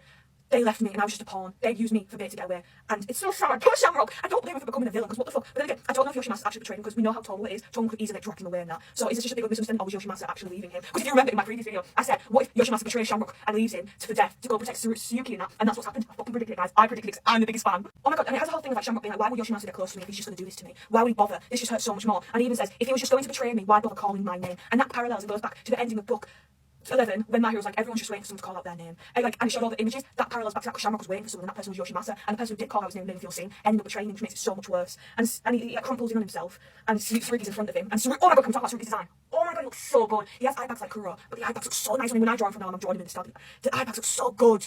And Saruki starts to have heart to Shamrock, and he's like, I feel sorry for you. Humans are like this. They always do this, and they always hurt each other. And he's talking to him, and he says, if you're asking for a reason that doesn't make any sense, just tell them you don't have a reason. Realising you can't understand each other is the saddest thing. And you can tell he genuinely sympathises with Shamrock by the look on his face. And he could have just killed him. He could have just killed him, but no, he's talking to him, he's sympathising with him, he's understanding his situation. And Saruki says to him, you can scream if you want. Scream that you've been hurt. Saruki saying that is amazing, because it parallels again back to my hero in book 11, where it was like, everyone's just screaming. Everyone is just screaming out. And now Saruki saying, just scream. Scream your pain out. Those two parallel each other. And it shows that Saruki isn't a bad guy. He's misunderstood, and he's angry at C3 and his siblings, which is so justified since he got experimented on, and the creator. Those reasons he's completely justified. But to the people who have been nice, to the people who haven't treated him wrong, to the people he relates to, he's such a nice, caring guy. He's not like Tomoe. He's genuinely just such a sweet guy, and I love him so much, and I love the Saruki family. And like, seeing this is such an amazing thing, because even Saruki said, like, scream that you've been hurt. If someone complains, I'll hit them for you. In other words, like, if you have a problem, come to me and I'll help you. I'm here for you now. I won't leave you like they did. I'm here to save you and protect you and be with you, which is so nice of him. And Shamrock immediately like holds his face, and out of nowhere turned the page and shot himself in the head. I couldn't believe it, bro. I started to freak out. He shoots himself in the head, and it's like, it was just so silent, it was so sudden, it was such a quiet thing. And Saruki looked shocked, and then out of the bowl, the blackness, so he goes, just a nice watercolour, and he has such a sad look on his face, and he leans down and he says, follow me, we'll get you a new name. Oh, Saruki, he's such a nice guy. He loves them so much. I love him and his relationship with them, because I'm really excited to see how we got the other personas, because they're all such a sad life, and the one place I've found happiness is with each other, and that just happens to be on the side that's bad. They're all just misunderstood. I love them so much. Oh my god. Okay, I've read the next chapter, and it's all about Mahiru and Saruki again. Peak content? Okay, so, Mahiru's like, talking about himself, right? And we get the tiny little backstory. It's like, I'm probably the only one who knows why I feel the need to help people so much. And it's like, ever since I was a kid, I've got along with everyone. And back then, I didn't need to know people's names. I didn't need to know anyone's names. I just went on adventures all on my own. I could do that, because no matter where I went, those kind and loving hands would always find me.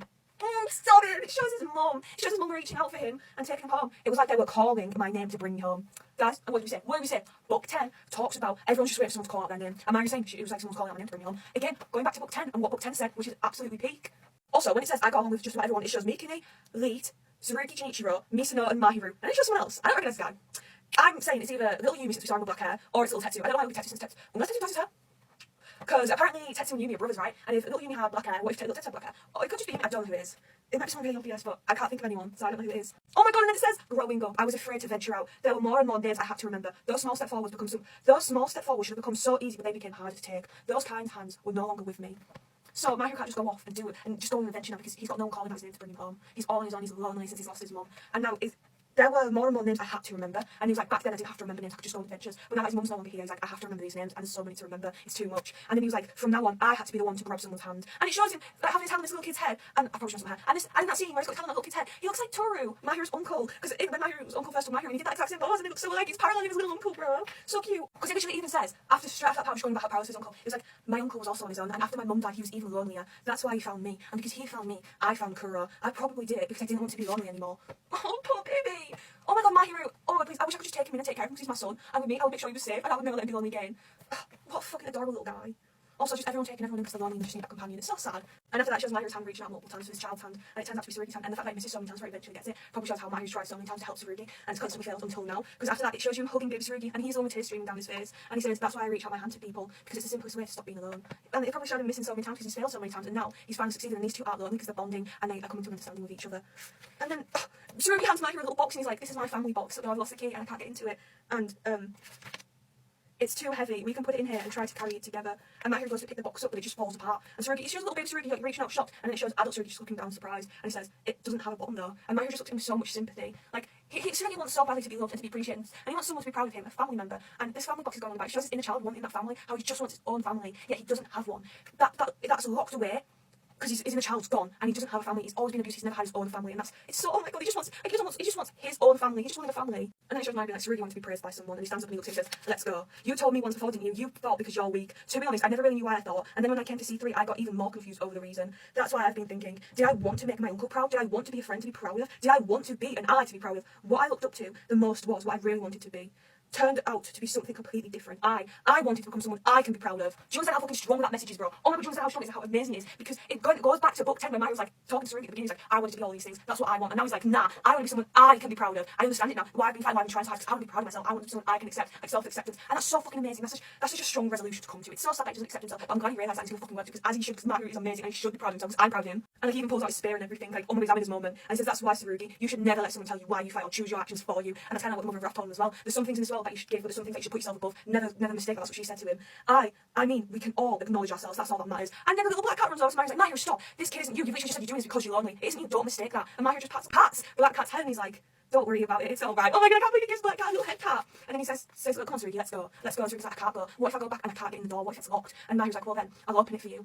And if not, then we'll go through the door together.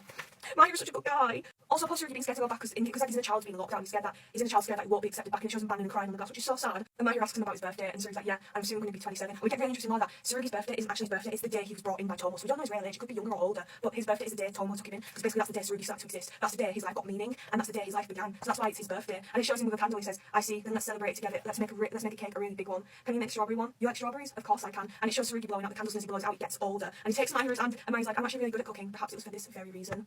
Oh my god, that dynamic is so amazing and so interesting to me. I fucking love it. They're really interesting. I love Tsurugi and My Hero also. You're gonna have to come back for a part 2. I've dropped my book. See ya! I can't believe I spent 10 minutes talking about 2 chapters, not even 2 full chapters. That's insane. But after that, it shows My Hero being awakened, and his arm's broken, the poor guy, but he eventually does get up, and little Tsurugi helps him tie the thing he was going to help his arm up with. And My Hero gets up and he's like, looks like I can walk. Let's go to where you are. He's going to take the Tsurugi back to the main Tsurugi, and then it shows little Tsurugi guiding this to go off. And look at fucking oh my god, chapter 69, Yumi, the moon. And Tsurugi, that time when he had that memory thing, he saw Yumi's hands like golden like the moon. So Yumi's got something to do with moons. And also, you know, Junichiro's thing was that like locket thing when he died. He had that little necklace, and then little Tsurugi said to My Hero like, this is my family box, but I've lost the key. And now Yumi's necklace is a key. It all ties up. I wonder if this like necklace is going to have any importance because they've highlighted it here. I wonder if that's like the key Tsurugi was looking for, or if it's something to do with Junichiro, or if they all have like a matching thing. I'm really interested about that. Okay, so fucking Yumi immediately pulls up on Junichiro on Tomoe, and he's immediately like, everything's going to your plan, isn't it, Tomoe? And Tomoe says, unfortunately, this time it's not my doing. I'm just taking advantage of it where I can. This is more part of someone else's plan than my own, right, Tsurugi? Now I wonder if he's like saying this like, oh, it's all Tsurugi's idea, I'm just going along with it, or if he means someone else we don't know is behind the scenes. And if that's the case, then who the fuck are they going to introduce next? I wonder like what he means by that. But Tsurugi doesn't answer, and Tomoe's like, what? It's like your mind somewhere else, literally. Ah, well, no matter what, so long as I have a vessel. 1, his mind literally is somewhere else. It's with My Hero. And 2, when he does that to him, covers his eyes, and then this like black thing goes over his eyes, and his body's being controlled. It's like, what a fucking cunt. And he's immediately like, Tsurugi's like, I'm not letting you have your way. I figured out what you're up to, Tom. I know what your goal is now. Let me say, I can't believe what his fucking goal is. Well, first of all, when Yumi's saying this, Tsurugi's saying, don't do it, Yumi-chan. Because Tsurugi's scared now. He killed Junichiro, right? And now he's scared that he's going to do the same to Yumi. And he's like, guys, no! He doesn't want to. Like, you can see he's not in control. And then it shows a flashback of how they became friends, which is so cute. It was so cute, I say, when it was such a fucking buying Junichiro porn. Yeah, peak friendship right there. But it's cute how Tsurugi protected him because of the rise in vampires coming out because of melancholy. Like, they're all like trying to ration the humans because they're intimidated by melancholy. So, because Yumi's got the special blood, they're all after him, and it's cute how Tsurugi protects him. It's also cute how Tsurugi's the one to teach Yumi how to fight, essentially. Like, he comes in with his weapon and he's like, teach me. He says, hurry up and teach me how to use it. Yeah, and through teaching, they form a little bond, which is really cute. I really like the little relationship that they form. Especially here, where Tsurugi's doing his usual, give me money to hang out with you, and he's like, give me 5,000 yen, and he was like, I'll give you 500, we're friends now, right, after all. And Tsurugi gives him a little smirk, and he's like, that makes us best friends, doesn't it? And it shows them where they go off at their own little date, and Yumi offers to pay off Tsurugi's debts, and Tsurugi actually surprisingly says no, and it's actually just a sweet reason why he says, he's like, I don't want our friendship to be built up on debts and money, and like, unfair, like I'm just using you. I don't want you to get involved with that. I want our friendship to be equal, and to be like mutual. I don't want anything like that in our friendship, and that's so cute. What fucking adorableness. Also, we're getting to a big bit here, because while they're on the bike after that, Tsurugi's like, I've been feeling it easily, because I know if I get turned into a vampire, you will kill me. And I was reading, I was like, oh, and I turned the page, and Yumi says, you're planning to make Tsurugi into the ninth SERVAMP, aren't you? It's like, what? What do you mean he's planning to make him into the ninth SERVAMP? Me and my boyfriend have literally been saying this. We've come up with a theory. I've got the theory. I've got it. I knew Tom was going to do this, and he's actually doing it like right, and I'm so happy with myself. But also, what do you mean he's trying to turn him into the ninth SERVAMP, bro? I can't. Kuro's reaction, I mean, like, are you serious? Like, what the fuck? He's trying to turn him into the ninth SERVAMP. I genuinely can't believe it. And they start battling, right? Firstly, he asks us all this. If there's 8 of you vampires, is it so hard for them to be 9? And also, it's not simple. If it was that easy to make us, there'd be like 20 to 30 of us walking around right now. And no matter how many times they try, it never goes well, as long as that person isn't involved. And Kuro comes in, like, the only reason no one's ever really tried is because it's a widespread suspicious death in the area. It's the same every time, like a natural disaster, no matter what approaches they try. And because all the scientists involved end up dead, no one really knows what happens. Even if someone observes from a distance, their memory gets unnaturally erased, as do the memories of any other witnesses. In the end, no traces of what happened remains. SERVAMPs are not a thing people should mess with. That should be everyone's ultimate opinion. If some moron thinks about getting foot in that area, what a pain in the butt. Now I've got to stop you guys no matter what. And Kuro's fully fucking locked in here. And we're like, look at his face, bro. He's so serious. And then he says, I never thought someone would be so stupid that they would try to create a ninth SERVAMP. Kuro's not playing. He's immediately locked in. Because what the fuck do you mean they're trying to create a ninth SERVAMP? This is the whole reason that they fucking killed the creator. They didn't want this to happen. And now Tom was worms his way in, and he's trying to do it when no one else can do it. So he thinks he can do it. He better not be able to. Tsurugi better not become a vampire, bro. Because, like, none of everything gets the vampires. But, like, Tsurugi doesn't belong to be a vampire. He doesn't want to be. This isn't his thing. So what the fuck is Tom doing? Why is he even wanting to become a vampire? What is he gone? And also, I think I mentioned it in my early videos when I said, become the man closest to God. Tsurugi being at this third phase is trying to turn him into... Yes, literally, I was right. I was fucking right. I was on the money shot, bro. Wow, I've got a lot to talk about. So it starts with them fighting, right? I'm just gonna skip over the silly bits. I really just want to get into this. Except for the part where Kuro holds Yumi bridal style. I'll get that part speak. But... wow, I've cried my eyes out to this. You can't tell, thankfully. I've genuinely cried my eyes out to this. I broke my heart. Yumi says, hey, wake the hell up, can you hear me, Tsurugi? And Tomo says he can't hear you anymore. You've always been too slow to act and make decisions. That's why the girl you loved was taken by your best friend. As soon as I read that, I started to tear up, so I was like, no way. No fucking way they're going down this route. I wonder what your face looked like when you gave a speech at his wedding. I really would like to see that. How miserable you must have been, not even lifting a finger. Tomoe. Oh, Tomoe. Tomoe. I'm saying his name like it's a fucking slur. It shows Junichiro saying, I think I'm going to propose to her. And Yumi and Tsurugi just look surprised. And Tsurugi immediately checks on Yumi to see if he's okay, but he just looks away with a soft smile when Yumi says, you should go for it, I think she really likes you. Yumi's like, oh, Tsurugi's like, oh, Yumi. And then after that, it shows both of them walking home. And Tsurugi says to me, pretty stupid, Yumi. I feel sorry for you. You never let anyone know how you feel. You never take any action. No, perhaps you can't do anything. That's why we killed your friend and your woman. So it gets revealed here that it wasn't a subclass that killed Junichiro's wife, it was them. Like, the ritual that they were doing, I think it was a ritual to turn fucking Tsurugi into a SERVAMP. I think that's the ritual they were doing some sort of ritual, and that ritual led to Tomo's wife getting killed. And as a way to cover it up, Tomo was like, let's just pretend that a subclass is scared or even kill a few to make it look like it happened. That way no one will suspect us. And then Yumi's like, so that's it. I had a feeling they escaped that day with the subclasses was all you're doing. And the one who killed Junichiro must have been you, Tsurugi. I am fine. This anger isn't directed at Tomoe, it's directed at Tsurugi. He's pissed at Tsurugi. And he's like, the only one who wanted to be equal, who wanted to be friends on equal footing was me. I wanted it.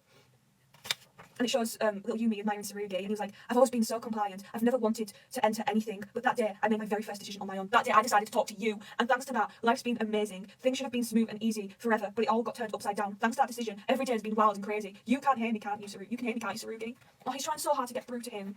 He's trying so hard. He's never made a decision before for himself, and the one decision he did make was to talk to Tsurugi, and that led to him having that amazing relationship with him and Junichiro. That was the one decision, his first decision, and it was his best one he made. And after he talked to Tsurugi and made that decision for himself, he started to grip away from what his family wanted, and he started to become who he wanted to be. Because shortly after that, he started to get into magic with C3. He became more rebellious. He dyed his hair blonde. He started to talk different. Everyone around him was like, "Are you sure you're Tsurugi? You're so different. Fucking sorry. Are you sure you're Yumi? You're so different to how you used to be." Like, he dyed his hair blonde and everything, and now he's growing his hair out. He like became who he was meant to be. It was just beforehand. He hid himself. He went along with whatever. He never made the decisions for himself. He just went along with what people wanted because that's all he'd been taught. Thanks to Tsurugi, Yumi got his freedom. Shows them fighting. and Yumi loses basically, and he's slumped against the wall, and he's like, I want to get stronger, strong enough to never be jealous of anyone, strong enough to never have any regrets, strong enough to kick the crap out of friends who's doing the wrong thing. That's strong. And as he's going on, Junichiro's little necklace falls on the floor, and Tsurugi sees it, and he says, Yumi-chan, wake up. Junichiro won't be able to make it today. Basically saying Junichiro's no longer here, and he's bawling his eyes out as he says it. But he's saying he won't be able to make it today, like he won't be able to make it to school. He's telling Yumi this in the childish way because he's never had a chance to grow up. He's never had that chance, so he's still comprehending it in a childish way. And then Yumi says to him, hey, do you know why Junichiro wanted to be friends with you? And then it shows them talking, and it shows the reason that Tsurugi's really good at making paper aeroplanes. And he was always telling me how the paper aeroplanes Tomoe taught you how to make flew the furthest. What I really love is it shows the childish innocence. Junichiro's been so childish here, but it's in such an innocent way because he's a child. It's not like he was like he never wanted to protect you. He didn't feel sympathy for you. It's not because you sat behind him. No, it's simply because you made good aeroplanes. That's such a childish reason. It's such an innocent reason. That's the words I'm looking for. It's childish innocence, isn't it? It's the first person who's like not wanted all this shit from him. She's like, oh, you can make good aeroplanes, and then it shows Tomoe and Tsurugi making aeroplanes on the bed, and then it shows us flashbacks, and then Yumi says, that's right, that's it, that's how it is.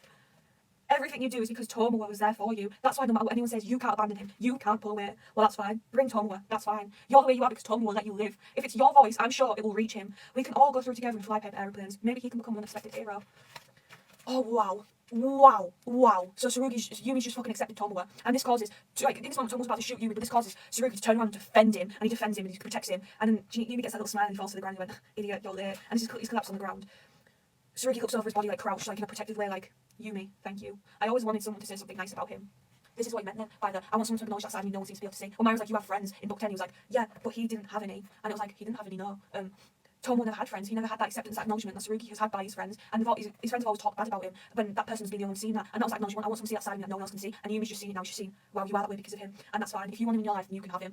And that's, he's done that. And because of that, that's all that Tsurugi wanted. And he was like, that's maybe why I could never grow up. And now that he said that, it shows Tsurugi's inner child going back into him. And he was so afraid that, the inner child was so afraid that Tsurugi wouldn't allow it. But now because it is, he's allowing it, he goes straight into him. And Tsurugi stands up and his face is Tomoe. And he pulls the sword out of his neck and he just cuts his shackles off. He cuts them off and he looks at him. And no word, what I love about this is no word spoken. It's all silent. He just looks at Tomoe and Tomoe's just looking at him. And Tomoe turns around and Mahiru's just stood there. And they just all stare at each other. That was so powerful, no words we need to say. It says enough like, Tsurugi's gone now, he's out of Tomoe's shackles, that cutting, I'm out of your control now, I'm going to be me, and I'm not going to let that happen anymore. That was such an important, and Tomoe was just silent, look. That was such a powerful scene. Yumi finally being like, wow, I see now. And because of that gives Tsurugi the strength he needed. He didn't need people bad-mouthing, telling him to fight for himself. No, he just needed that silent acknowledgement. And when he got that acknowledgement, it was enough for him to move on, and that is fucking amazing. Okay, so sorry, I thought it looked weird the whole time. I was filmed and usually do that because I had this fuck ass retouch thing on, and I didn't realise, oh my god, no wonder I look so fucking late, because I've got these things on that I didn't even know I had on. Sorry, I locked in for a second. No wonder, bro. So I've looked weird this whole fucking time, not knowing why because I had podcast retouch on. This is such a change of subject, but I've just noticed. Oh my god, guys. Tsurugi's back. My fucking boy is back, guys. I can't believe it. He's back. It starts off with like, there's an old folks tale that says, you should never open that door. And it shows Tsurugi like killing someone as he opens a book. And it shows a sequence of him doing stuff. He's got a really nice white suit on, by the way. But it shows him as he goes along getting these books and doing stuff. A door opens at a time, one door, then two doors, another door. And it shows him outside like looking up. And he remembers the fight with Kuro that he had. And he says, there are no real words here. The tears of carnage fall onto the ground. I'm but single. And he gets interrupted. And the little fox form says, well, that's right. Words are just the foundation of lies. And suddenly all these doors are open. And it goes back and back and back. But as it goes back, one door is locked. And Tsurugi and the fox are stood in front of that door. And the fox is like, are you going to open it, Tsurugi? Going outside always takes a little courage, don't you think? And this is really interesting because it shows all the fucking doors. Like, Lawless's doors open, Lily's doors open, Kuro's doors open. Because they've all gone into their man, they've all got their story, all the Eves have helped them. So SERVAMP needs their salvation, they've all got the help. Saki's door, Mika's door, and Tsurugi's door are not yet open. And it shows like, it shows the ones we've helped and the ones we haven't got help from yet. And it shows in front of Tsurugi's door. And then it shows Mahiru in front of Tsurugi's door with the spear that he had in the anime that he went into Tsurugi with and got his memories. So that's definitely going to happen here sooner or later. It's hinting to it. But that's it. Oh my god, is Tsurugi back? Is he going to be in book fucking 13? Because if so, I'm tweaking out, bro. Oh my god, I miss my king. I miss my son, bro. Tsurugi's my second favourite character. I really love him. Fucking this book has been a masterpiece. I fucking loved it. Had me bawling my eyes out. I'm so excited for book 13. Junichiro better come back. Hello. I am reading volume 13. My boy's coming back, guys. Actually, trust me. Guys, you really think I wouldn't let him come back? You really think I wouldn't let this happen? Also, I got my hair. I'm styled. It's chopped, but I should really yap about SERVAMP. Okay. So, the fucking first page starts so strong. It really starts with, if someone were to toss some flowers at the grave of my battered body, that alone would make me cry. Well, what a fucking strong start we have. I remember earlier, I opened the book and I was like, I'm just going to have a few nosy. I opened it, saw that at first, and I was like, oh, you know what, I'll read it tonight, I'll read it later. Because, like, I'm not putting myself through that right now. Right, okay, so Miki's chilling, watching everyone on this monitor, right? And someone comes in and I'm not late at mine shit. And I'm so sure it's Tsubaki. Because the guy's wearing white, and the last we saw Tsubaki in the last book he was wearing white. So I'm so sure Tsubaki's showing up. Because Miki asked like, is everything going to your plan? And Tomoe even said, this isn't my plan, this is someone else's plan. Who the fuck is this person? I'm so sure it's Tsubaki. It could be a new character though, but I'm 100% sure it's Tsubaki. And then it cuts back to Shamrock and Tsuyuki fighting, right? And it like goes to a flashback, right? And fucking Shamrock and Higan are fighting together in this flashback. And bro, they're aura farming. They're aura farming so fucking much and it looks so good. But when in this fight they're fighting against fucking Tsuyuki's dad Shume, and as they're fighting him, Tsurugi's here, and Shume's protecting him. because he's protecting him, this causes Shamrock to have this, like, I love this transformation he can do, I don't know where it comes from, but he's so fucking cool. And he tells, Shume tells Tsurugi to run, and as he pushes him out of the way, and as he does that, Shamrock comes towards Tsuyuki and goes through him, and he's got, like, you can see here, oh my god, he looks like a bug, his shadow is literally a bug, and he looks so fucking cool, I can't believe it. But poor Tsurugi is crying, and he's going to go over to help, but he can, like, stops him with his fire powers, which is really, he's using a really cool way with turning the fire into hands. And then he's like, okay, now wait, this is what we came here for today. And then Shamrock just starts to fucking bite into Shume, and fucking starts to devour him. And as this is happening, Tsurugi's forced to watch, and he's crying, he's like, stop, please, don't kill him. Poor Tsurugi, how much fucking trauma does this boy need? This is the last thing he needed. But Shamrock and Negan are so fucking cool, bro. They're so cool.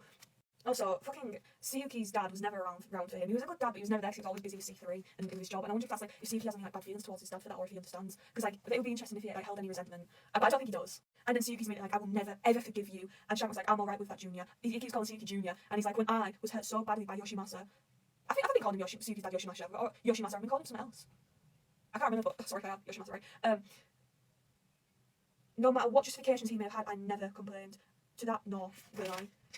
Good night, Junior. Your blood is smeared upon my grave. That blood was really disgusting. Now I can wish to be free of you forever, Yoshimasa. What's wrong with me? I should have become a monster by now. A monster that killed his best friend. And yet. So whatever he wants to become, he can't become right now. And it shows that image of the sword with the flowers that I showed at the very beginning page. And it's like, oh, it's showing the same things. Oh, this, I've never watched this show. I've seen so much that some Haruki died.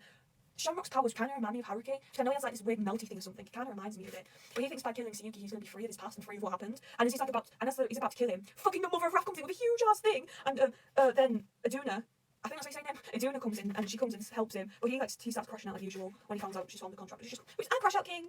And then it goes back to fucking Shamrock. Have you seen, bro? Why does he become so withered? He looks like that fucking South Park character. He looks like a fucking shriveled up raisin. You know that one thing with that guy in the wheelchair, that drawing, it's like a really shriveled up old raisin that's in the wheelchair, and it's like with his mouth open. He looks like that. I'm not trying to be mean to him, but why is he so thin? But Shamrock says, that thing has never forgiven me. I know that I care about being forgiven, but once I kill him, everything that I've done will be unforgiven for eternity. Give them back. Give my feelings back to me. And as he's screaming, all this shit's starting to come out with him, as he's starting to like transform. And it's like, what the fuck? So yeah, again, if he kills Tsuyuki, he's going to think that's going to erase everything. He's not going to have that person who will never forgive him daunting weighing on it. It's just going to be gone. He's going to be dead. He's going to be free from it. And then it cuts to Duna and in a wrath, and this whole part is so interesting. It like cuts back to when they were fighting, and it shows what happens. And she's like so injured, and he's like, just a little more, and I'll carve you all up. There's far too much to chop there, boss. And they're fighting, and there's a fucking fight, her arm gets cut off, and she's looking, and he starts to laugh manically. She like crumbles in on herself, and she remembers what happened to Jill. No, what happens to Ray, and she like, it parallels like his arm's there on the phone, her arm's there. It's like the same things happened. And I can't believe we get a Jill and Ray backstory. The subclasses of Wrath are all former soldiers who died on the battlefield, and then it shows fucking Ray getting injured, or is it? It shows Jill getting injured, and it's like, and then he sees the mother of Wrath, and he's like, I thought you were my mum who I left at home. Who are you? Say, can you tell my partner that I'm sorry for dying before him? And she's like, you can tell him yourself. And then it shows you him all okay, he's running up to Ray. It's like, hey Ray, it looks like I died before you. Sorry about that. We both died on the battlefield. That's exactly why you make the inhuman weapons that you do. And it shows Ray, and all of his eyes are bandaged, and that's why he always covers his face, obviously. But he's been injured in the war, and he'll have like an injury there, so that covers it up. And then he's like, that's why you make the weapons. The power to kill is what protects your friends fighting on the front lines. Thanks to your power, thanks to like what you make, your friends can go on and live and survive these wars. And like, that's like a good thing. Yeah, you are making stuff to kill, but even though it's killing, it's protecting the ones you love.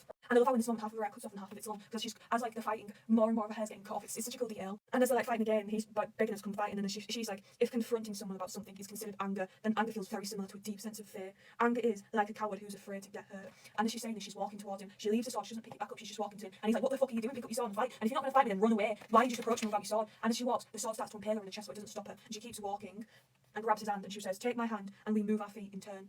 And he doesn't get what she's trying to do, but she's like, I just want to dance with you, that's all. Anger is like trying to hide your weakness when you've been hurt. And it shows them dancing, and like, I think, both of her arms are back now. Anger is so much like pain. And like he is shocked, but then he gives like just this look. A look of like realization or understanding or like acceptance, something along those lines. And he's like, you're right. Anger and pain when they look from the outside really do look alike. And then he's like, use me well. So he's accepted it. This is he was fighting, like, show me who you are. And she's shown him, and he's accepted it, and he likes it. And he's like, yeah, just make sure you use me well. That's such a nice scene. I love how like she's showing what type of person she was by, like, I just want to dance. Fuck this, bro. And like, I love how like he felt. When she said anger and pain are very similar, did he understand that? Like, did he feel seen? I mean, like, did he be like, yeah, I'm angry because I'm in pain? Like, was that a moment? Like, is that why he accepted her? Did he relate to that? Did he feel called out? Or did he just like what she said? I'm not sure. I wonder if we'll like find out more about it. Oh my god, and I love how the fact that her hair went short. She's like, Tsuyuki, my hair has always been short, remember? It was short that day when you were in so much pain and I couldn't say anything to help you. Now, this is going to be different. I'm going to help you this time, so just sit back and watch. I love that so much. How now she's like, looks like a younger self, and it like parallels back, but this time instead of being silent, she's going to be the one to fight and stand up for him. And that's such a lovely scene. And fucking they have a transformation! Oh my god, Freya and fucking, what's her name? Aduna have a full cast transformation, bro. The mother's got a whole ass shield and she's in a fucking suit. And oh my god, she looks so good. She looks so fucking good. Same with Aduna, and fucking Shamrock looks like a raisin. And then Shamrock's like, please take me with you. I don't care if I burn to death from it. Even someone as hideous as myself can produce a glimmer of light when they burn. And he fucking transforms into this huge ass bug creature, which was hinted at before when Shadow was like the bug when he killed fucking Sayuki's dad. Shume? That's probably not his name. But that's why he was like, I can't turn into the monster that I turned into when I killed his dad, because that was the monster he was talking about. Now he's turned into it. And oh my god, he looks fucking sick, bro. It's got like a really long beak, it looks like, and the eyes, and like these huge ass things coming down. He looks fucking incredible. But I also feel bad for him because he's like, even someone as hideous as myself can produce a glimmer of light when they burn. Like, he's aware that he's bad. He's aware of it. But even he can show goodness, like a glimmer of stuff. But that's all I've read so far. That's the first chapter. Oh my god, what a fucking amazing thing. I've yapped 6 minutes about it. I fucking love SERVAMP. It was so good. I love it so much. I'm back like a while later with well, volume 13. I've just read the next chapter and I'm shitting myself, guys. I'm fucking shitting myself. Right, oh my god, what am I doing? Okay, so Shamrock has this power up like I was talking about, and he fucking like, it's like his wings engulf them, and they're like now in this pitch blackness, they can't see anything. And Inner Raph basically tells Iduna, like, we are at the heart of his anger. Raph is at the heart, we are at the heart, like, and inside his heart is just a fucking big black ball of despair that blinds you. It's just pitch blackness, and that darkness so deep you can't even see the stars. So Shamrock's heart is just filled with pain right now, and that's where we are. And you will see nothing once you are finished. I become the monster of the night. And then she's like, if you are looking for stars, they're coming out. And on the hand, she starts drawing like continuities. I know I'm butchering that pronunciation, but you know, like, I'll show, yeah, a continuity and stuff. And as like she's connecting the dots, each of the stars, the dots, start to sprout out swords, and it's so fucking cool. And made of Orlans or something. Draw your sword. And I googled that. I was like, oh, what's that? Because I didn't go to history. Leave me alone.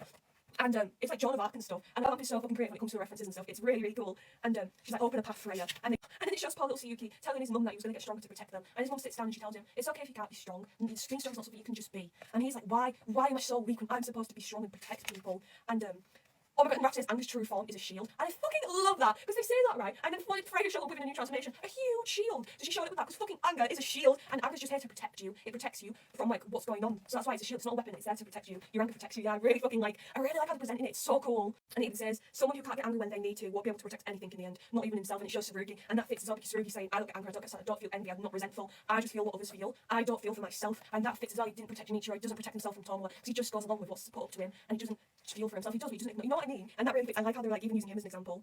And then it's like, do you see, boss? What's this guy so crazed with anger really afraid of? And Sayuki comes up and he's out of his mind and he ends up shooting Iduna. And as soon as he shoots her, like, this anger's like snapped and he's shocked and he's like, I can't believe I shot you. And she's like, you've done that because you are so blinded by your anger. You cannot see. You didn't know it was me, did you? You're so blinded, you saw someone different. And you need to open up your eyes. And when she says this, Shamrock's even shocked. And he remembers what Sayuki's dad says to him, basically saying the same thing. And that's when he starts to like scream and lose his mind. And as he's doing that, a star forms. And Inner Raph's like, there, that's him. That's the real Shamrock that anger is stripped away. So they go and they cut at it, and all the blackness suddenly turns into a huge white. And Shamrock's on the ground crying, and the mum's about to kill him, but I'm so glad Iduna saves him. And she's like, we don't have the right. Well, our job is done. We don't have to kill him, and because Shamrock never saw us. You need to look at the person you're actually fighting, and you need to tell us your real feelings. Don't just say things out of anger. Tell us your truth, basically. And as soon as she says that, she passes out, and Shamrock's laying on the ground crying. And this part really gets to me because he's left with Sayuki now. He basically says, I wanted to be like you, sociable, cheerful, smiling. Everyone said they liked being around you. Me, on the other hand, I was vain, obsessive, and gloomy. I never smiled. No one ever wanted to come near me. I wanted to be like you, so I didn't want to disappoint you. To me, you were always strong and fair. You always did the right thing. After I died, the delusions I had of you disappeared. The delusions always did the right thing for you, but had you done the right thing? What was I when abandoned by someone who was always right? In the deepest darkness, I asked myself that over and over again, Yoshimasa.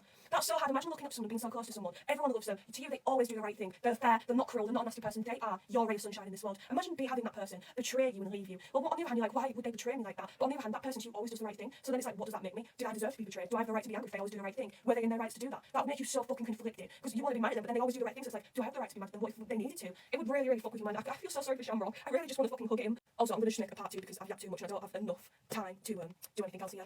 And this is, I've come to make this video, I don't know if the chapter's even over yet, but I've come to make this video early because I've had to stall. I've had to stall because I'm so scared to look at anything else. Because after that, he's like, that day I couldn't forgive you for what you did. I wanted to see your face once more. Please smile, laugh, kill me, and clear the grudge you hold from me. And instead, be sure to laugh and smile what you hate. I'm no longer worthy of seeing that. And as he's regretting what he's done, as he's saying he's sorry and saying he deserves to die, he knows he does. He's crying his poor eyes out, and I want to hug him so bad. And it's the fact that even in this scene, the mark he has is covered by his hair to show that side of him's not here at the moment. It's covered, he's blinded, like that anger part of him's gone. And oh, Sayuki's guns to his head, guys. Sayuki's got guys, wait. Fucking Sayuki has his gun to Shamrock's head, and Shamrock is fucking holding that gun there. And I'm not ready, because in the next image it shows Inner Raph covering Sayuki's eyes. And it's like, no, just stop it, guys, stop it. I haven't turned the page after this, you know. I'm way too scared to turn the page and even try and find out if Shamrock is dead. I can't do it, because I love Shamrock so much. And if that man is dead, guys, if he is fucking dead, I'm not gonna be able to fucking call. I'm not gonna be able to call. And oh my god, guys, like, I'm scared. I'm so scared to read more. Oh, I hope I'm overreacting. I hope this is just gonna make me look like an idiot. And Shamrock's fine, because if Shamrock, Hagen's around, Hagen's coming, Hagen's gonna save him, Hagen's gonna save him, someone's gonna save him. Hagen's gonna have character development, he's not gonna kill him, he's gonna get over it, right? Guys, Shamrock isn't. I'm actually gonna, I won't be able to continue this part if I'm too scared to look. Shamrock! Oh, I'm just gonna end up turning into like 4 different videos. I've yapped for too long here because I'm just scared. Help me. Oh my god, Shamrock's okay. Shamrock's okay. Shamrock's okay. I'm so fucking glad about that. I'm so glad he's okay. You have no idea. So Suyuki's like got his gun to his head, right? And then he thinks he just closes his eyes and went, I guess I really can't do it. He can't kill him. I'm so glad. And well, just as that happened, Keegan walked in and I freaked out. I was like, right, Keegan, I love you. If you're gonna ruin this moment and make them fight, I'm gonna start beefing with you because we're just about to get somewhere. But no, the best fucking thing happens. Keegan's like, shall I lend you a hand? Don't go blaming yourself. Things like this happen. I'll burn the dead weight of all your past to ash. Let's go back to Suzuki. The Suzuki family means so much to me. And he's reassuring Shamrock like, don't worry, things like this happen. And he's like, I'll help you do this to fucking close off your past. And then let's go back to Suzuki. They're actually so important to me. You have no idea. They love each other so much. The Suzuki family love each other so fucking much. They all care for each other so much as well. And just fucking Keegan finds his ability, right? And this fight is about to kill Suyuki, but fucking Shamrock gets in the middle and saves him. And Keegan's shocked. He's like, and Shamrock's really like, Keegan, tell the young master I'm sorry. As he's on the ground in flames, crying his eyes out. And Keegan just looks down and he's like, sure, got it. And as he's leaving, right? As he's fucking leaving, you know what he says? Don't look so hurt. I'm sure Suzuki will forgive you. Oh my fucking god! Oh my god, bro! After that, even after Shamrock essentially betrays them, Keegan's like, don't be so hard on yourself. He doesn't get mad. In any other villain group, they get mad. He doesn't get mad at him. He doesn't question him. He doesn't do anything. He's just a silent acceptance. He's like, just don't be so hard on yourself. I'm sure Suzuki will forgive you. There's nothing bad. He's just like, I'm sure Suzuki's gonna forgive you. As Shamrock's crying his eyes out. They actually love each other so much. And as Keegan's walking away, it literally shows a flashback of Suzuki being like, Shamrock apparently has someone who gets him all riled up. If he asks you to leave him alone, don't do it. Be sure to go with him, as a bodyguard at least. Apparently it's a friend of his from C3. Do you understand how much they care about each other? Literally that alone proves it. Suzuki's literally like, I don't want Shamrock to go on his own because I don't want him to get hurt. Will you just go? Just as a way to make sure he's safe, at least. That's all I want. Fucking leave me alone! Leave me alone! This isn't even fucking funny. This isn't even fucking funny anymore. I love how, right, they're all bad guys, right? They're bad guys. Let's just say that. The Suzuki family are bad guys. But despite them being a villain group, they are still allowed to have their freedom, which is really surprising and really refreshing. Because it's like, when they were at war, before fucking Matthew, who the fuck, wrong fandom, before fucking Mahiru, before Mahiru knew about Sakia, before he knew that Sakia was a vampire, even though they were at war, even though Mahiru was still in it, Sakia was still allowed to be friends with him and still allowed to go to school. He was still allowed that freedom, despite being a villain. Shamrock right now has been allowed to do this. He still has that freedom to do that. Even though they're villains, they're just a family that love each other, that they have the same goal, they want to work together, but they are allowed to go and have their own lives and have their own freedom. And I really love that. I really love that I'm not tied down. They're allowed to do what they want without them, like, oh, you've done this, now you're out of that group, fuck you. No, they're allowed to do that and they get forgiven, they talk about it, they don't immediately throw each other away. They are so understanding towards each other, and I'm talking a lot because I really love that. It means a lot to me. And then it goes back to when they first killed Suyuki's dad, and it shows Higan's about to go and kill Tsurugi. And Higan's very twisted. He's like, oh, you've forgotten that. It's back then. Women were my canvases, but men were okay too, but women were the best. I used people as my canvas. It didn't matter to me. And he's like, holy fucking shit, how twisted is this man? Like, as he's about to kill Tsurugi, Shamrock's like, don't leave him alone. He's a child. Leaving a child to come to the fate of you would just be cruel and inhumane. Even though he's just devoured and eaten alive, Suyuki's dad, he's like, leave the child alone. That is also a fucking huge thing. I love that they draw the line at children. It just shows, like, Shamrock just says, it looks like you're off the hook, kids. Apparently, he only cares if you're related to that guy. They're not just pure evil. They're not just going around killing people for the sake of it. They have their motives. They have the people who have done them wrong and they want their revenge. They're not just going around being cunts and killing everyone for no reason. They have the motives, they have the morals, and they have their limits. Shamrock's like, you are nothing to do with Suyuki or Shube. That's not his name, but I don't like you calling that. Or Suyuki's dad. So, I'm going to leave you. I'm not pluggable. I'm not just going to kill you for no reason. I fucking love that. That character writing is peak. It's fucking peak. And Shamrock's even like, Higan's even like, Sham, you were so twisted it hurt. You never wanted to become a monster after all. And then it goes back from the show, looking at Shamrock and says, at this rate your arm's going to burn off. Drink my blood. You guys have no idea the freak out I had to my boyfriend about this. Or I got sent in the video. I sent the video and I genuinely felt like I was going to throw up with excitement. I felt so fucking raw. I still feel funny now. I felt like I was going to be sick with excitement because that character development. Oh my god, do you understand how much that means? That character development! Like, here, drink my blood. Beforehand, he would never allow a vampire to even touch him. Sakura saved Tsurugi. He was like, kill girl, kill the SERVAMP sloth. Doesn't matter. He could have easily got his head. They cannot be trusted no matter what you said. And I was like, drink my blood. And it doesn't even matter to the fact that it's not just any vampire, it's the one who killed his dad. That makes it so much more. If he was to do that to Sakura, like, oh no, the character development. But to the fact he's doing it to Shamrock, the one who killed his dad, that level of character development is fucking insane. Oh man, it's fucking insane. It's insane. And Shamrock's like, tell your mother that I'm sorry. She was waiting for your dad more than anyone else. If you tell her you've met a monster like me, tell her you're not a monster. The way Suyuki beforehand was the one who was saying that vampires are monsters, they need to be killed, and immediately the one who killed his dad is like, you're not a monster. And he remembers his dad and his mum at Shamrock's funeral, and his dad's crying his eyes out. I was like, why did I back then think that if I was stronger, I would be able to see him again? And then it shows Shamrock crying, I really wanted to see him again. They both just wanted to see each other again. They're both the same in that aspect. And Suyuki's crying, he's got his eyes closed, he's just got a look of acceptance. And he's like, you were my father's best friend, and I'm sure that you still are. And Shamrock drinks his blood, and he's like, I really didn't want to be forgiven, because he doesn't forgive himself. He doesn't think he deserves to be forgiven, but he's been forgiven now. Well, let me just say, they were pretty wrong on this, not because I didn't like them, because I like everyone else so much more than them. They have now moved up on my favourite character list so fucking much. I adore them. Holy shit, I love Shamrock and Suyuki. Oh my god. That writing, that whole thing was beautiful. I had to get so many minutes about it, because it was so fucking good. Now I'll move on to like Tomo and Mahiru 3. God, that's the next book, right? That's what we're moving on to next. I'm not fucking ready for that, I'm telling you that now. Because when I saw it, I'm not ready, guys. I'm so fucking not ready. You're gonna have to pray for me. I read the last 2 volumes at once because I was so invested I couldn't bring myself to come away from it. So it comes with Tomoe. The next chapter's Tomoe coming to fight them, and he's fucking casting this spell, right? And it's so obviously targeted at Tsurugi because the bastard's saying, "Don't unlock the door. Don't go outside. There's no place for you in this world." Monsters that look just like you roam the night once more, bring suffering. They laugh in a world without me, for the day you'll be forgiven will never come. The world is full of suffering. So he's immediately trying to manipulate Tsurugi with this spell, you can tell. There's no place for you in this world. Right, okay, bro. And then the fucking, oh my god, I almost cried when I saw this spell name. What the fuck is Daddy Longlegs? Nobody cares. I mean, search up to see if it's a reference to anything, because what the fuck is that name? And because Daddy Longlegs, you know, those fuck ass books. And Tomo, what is he? He's a fucking guy with really long legs. That is just ridiculous. What the fuck do you mean, Daddy Longlegs? Oh, fucking hell, that spell makes him disappear! Talk about unfair, bro! He fucking disappears and he immediately goes to Mahiru, but thankfully Tsurugi saves him. But I'm just like, what the fuck? And they're beefing with each other. But I'm like, what do you mean he's invisible? Oh my god, and then we get more Kuro and Mahiru, we're fucking winning. Kuro goes up to Mahiru, and he's like, they're just talking, Mahiru's like, I'm so sorry I'm late. And Kuro's asking what's happened to his arm. And Mahiru tells him it's broken. Kuro lifts Mahiru's other arm up, and he's looking at it, and he looks so relieved. Because then he bites into Mahiru's arm and said, don't break both arms. It's not like I can do chores, you know? And sorry for dumping them on you. And Mahiru's like, I don't expect you to do anything. And then Kuro's like, and don't complain about how all meals are ramen. And it's like, oh, well, no, that is definitely something to complain about. They're such cuties, I love them. They're so adorable, man. But yeah, as they're fucking fighting, Tsurugi's on their side, but he randomly goes and attacks Kuro and Mahiru, goes to stab them. But thankfully, Kuro stops him. And it's like, Tsurugi's just as shocked as they are. And then fucking Tomoe says, why so surprised? This is my sword. I don't mind losing my things. I just tie them up with string and pick them up. He's like the SERVAMP you can't drop accidentally. So fucking hell, Tsurugi has broken away from Tomoe, but it doesn't matter because Tomoe still has unwilling control over him. Even though Tsurugi doesn't want it, Tomoe can still do what he wants with him because of all the experimentation and shit and all the spells. And fucking the way he's just talking to him like he's a tool he can use. He's so far gone in his mind. Like, what the fuck's wrong with you? He's clearly just not a tool. What are you talking about? And then Mahiru immediately tells him, he's like, I told you he's not a thing. Gang, I love Mahiru, guys. And you wanna fucking know what Kuro says after that? Oh, well, he fucking looks at Mahiru and he looks away and he's like, Mahiru, I'm glad you're someone who'd get angry over what he said. Guys, I just can't. That is so sweet. Because Tomoe's referring to him as a SERVAMP, referring to Tsurugi as a SERVAMP who's just a tool. Like, Tomoe just sees SERVAMPs as tools he can just use. Like, don't matter what they want, they just have to obey him. And the fact that Mahiru's like, no, that's not what this fucking like, you bitch. It's because like, obviously Kuro's Mahiru's he's like, I'm glad you got against that Mahiru. They're so fucking cute, I love them. But yeah, oh my god, they're fucking fighting, right? We're all listening that, they're all watching from the side and like, oh, can Mahiru really do it? Is he gonna be okay? Tomoe's targeting him. And fucking Lee comes in with his usual wisdom like he had in the first arc. But he's still really special about it. Like, I headcanon that Lee has autism, because it's just something I do, I have autism myself. And the way Lee immediately turns what's happening to one of his interests. Like, he's like, Peter Pan. And he's like, what does he say? It'd be fine if they just have to focus on the shadow, but Kagami Tsurugi is drawing their attention since they can see him, so they lose track of the shadows, it moves around. He'll be fine. He's not good at cooking, you know, he's good at sewing too. He should be able to sew it back on. Like, the way Lee's giving his wisdom to them, but he's turning it around and talking about his wisdom in the format that it's all about Peter Pan, this is what happens in Peter Pan. That is me! That's me! Lee's so real for that! Like, oh my god, I love him so much. Yeah, I really love him. Oh my god. And then, guys, one of my favourite moments in SERVAMP happened. It's my favourite simply because Tomoe's fucking going to Mahiru like, you can't fight for shit, mate. What the fuck do you think you're doing? You know, you finding the highest, the most powerful SERVAMP, it's like finding buried treasure and leaving it to rot. Did you say I won't teach you how to fight? And Mahiru immediately fucking goes, I think you're misunderstanding something here. Kuro didn't teach me how to fight, and you didn't teach Tsurugi how to fight. And it shows a sequence of them all enjoying food together. And it parallels, it shows that Mahiru and Kuro are like Tomoe and Tsurugi. And the parallel, because then Mahiru goes, what we taught was the joy of sharing a meal. And fucking Mahiru punches Tomoe in the face. And oh my god, you have no idea how fucking excited and out of the world I was when I saw that. Because it's fucking Tomoe. The whole time he's going, Mahiru's so weak, Mahiru can't do anything. Oh, Mahiru needs to leave, he should never be involved. Yeah, the bitch, the 6 foot fucking 4, whatever tall the cunt is, that stupid lanky long bitch still gets his face punched in by Mahiru, the guy who's apparently so weak. Because fucking looks so much to punch, Frederick just got punched. Nah, the bastard falls on his fucking ass, and he's sat on his ass like a little and Mahiru's really like, no, take a seat. Yes. Oh my god, I'm so proud of him. I'm like a proud mom. I'm so proud of Mahiru because that is fucking amazing. Like, yes. Oh my god, you guys. Like, Kuro, Tsurugi, no one can hit Tomoe. He's invisible, no one can do anything to him except fucking Mahiru. And that just shows that he's the best. He's so cool. I love him. I just love him. But and then it comes to Tsurugi looking, and it's like joy. As you remember sharing food with Tomoe for the first time, and it's like, oh, so that's what it's called. No, you never knew, but you then remembers, oh, I felt joy in those moments. I can't go. Oh my god, I fucking can't. I'm just so glad the bitch got punched. And it was about to make them apart. Right, straight back into it from last time. Mary's like, don't run away, look at me. Fucking scolding like a mum scolding the kids, like, don't run away, look at me. And Tomoe is girl and age needs to be told like that, bro. He's so fucking embarrassing, I hate him. Well, I'm not even gonna get into that right now. I'll get into that when I get to it. I'm just like talking about my current opinions when I was reading this because I'm kind of conflicted. Okay, so. Oh my god, no way! I've just messed up all my hair. Oh my god, fucking.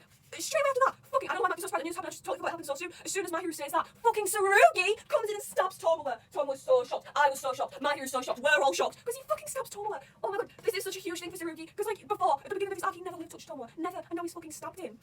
And then immediately Kuro comes into fucking action, and like he's spinning in the air and his cape's moving and he looks so fucking cool. And he fucking stabs right through Tomoe, right through his chest. And but he doesn't just stab into him to kill him. No, the fucking, what happens is when he stabs into him, he pulls out this box from inside of Tomoe, and as this box comes out of him, loads of chains come out of him as well. And fucking Kuro's now holding this box filled with chains, and it's like, and then that's not even the most craziest part, because as soon as that happens, Mahiru gets his fucking weapon, and it turns into a key, and he uses that key to open the box, and now we're gonna get fucking Tomoe's backstory!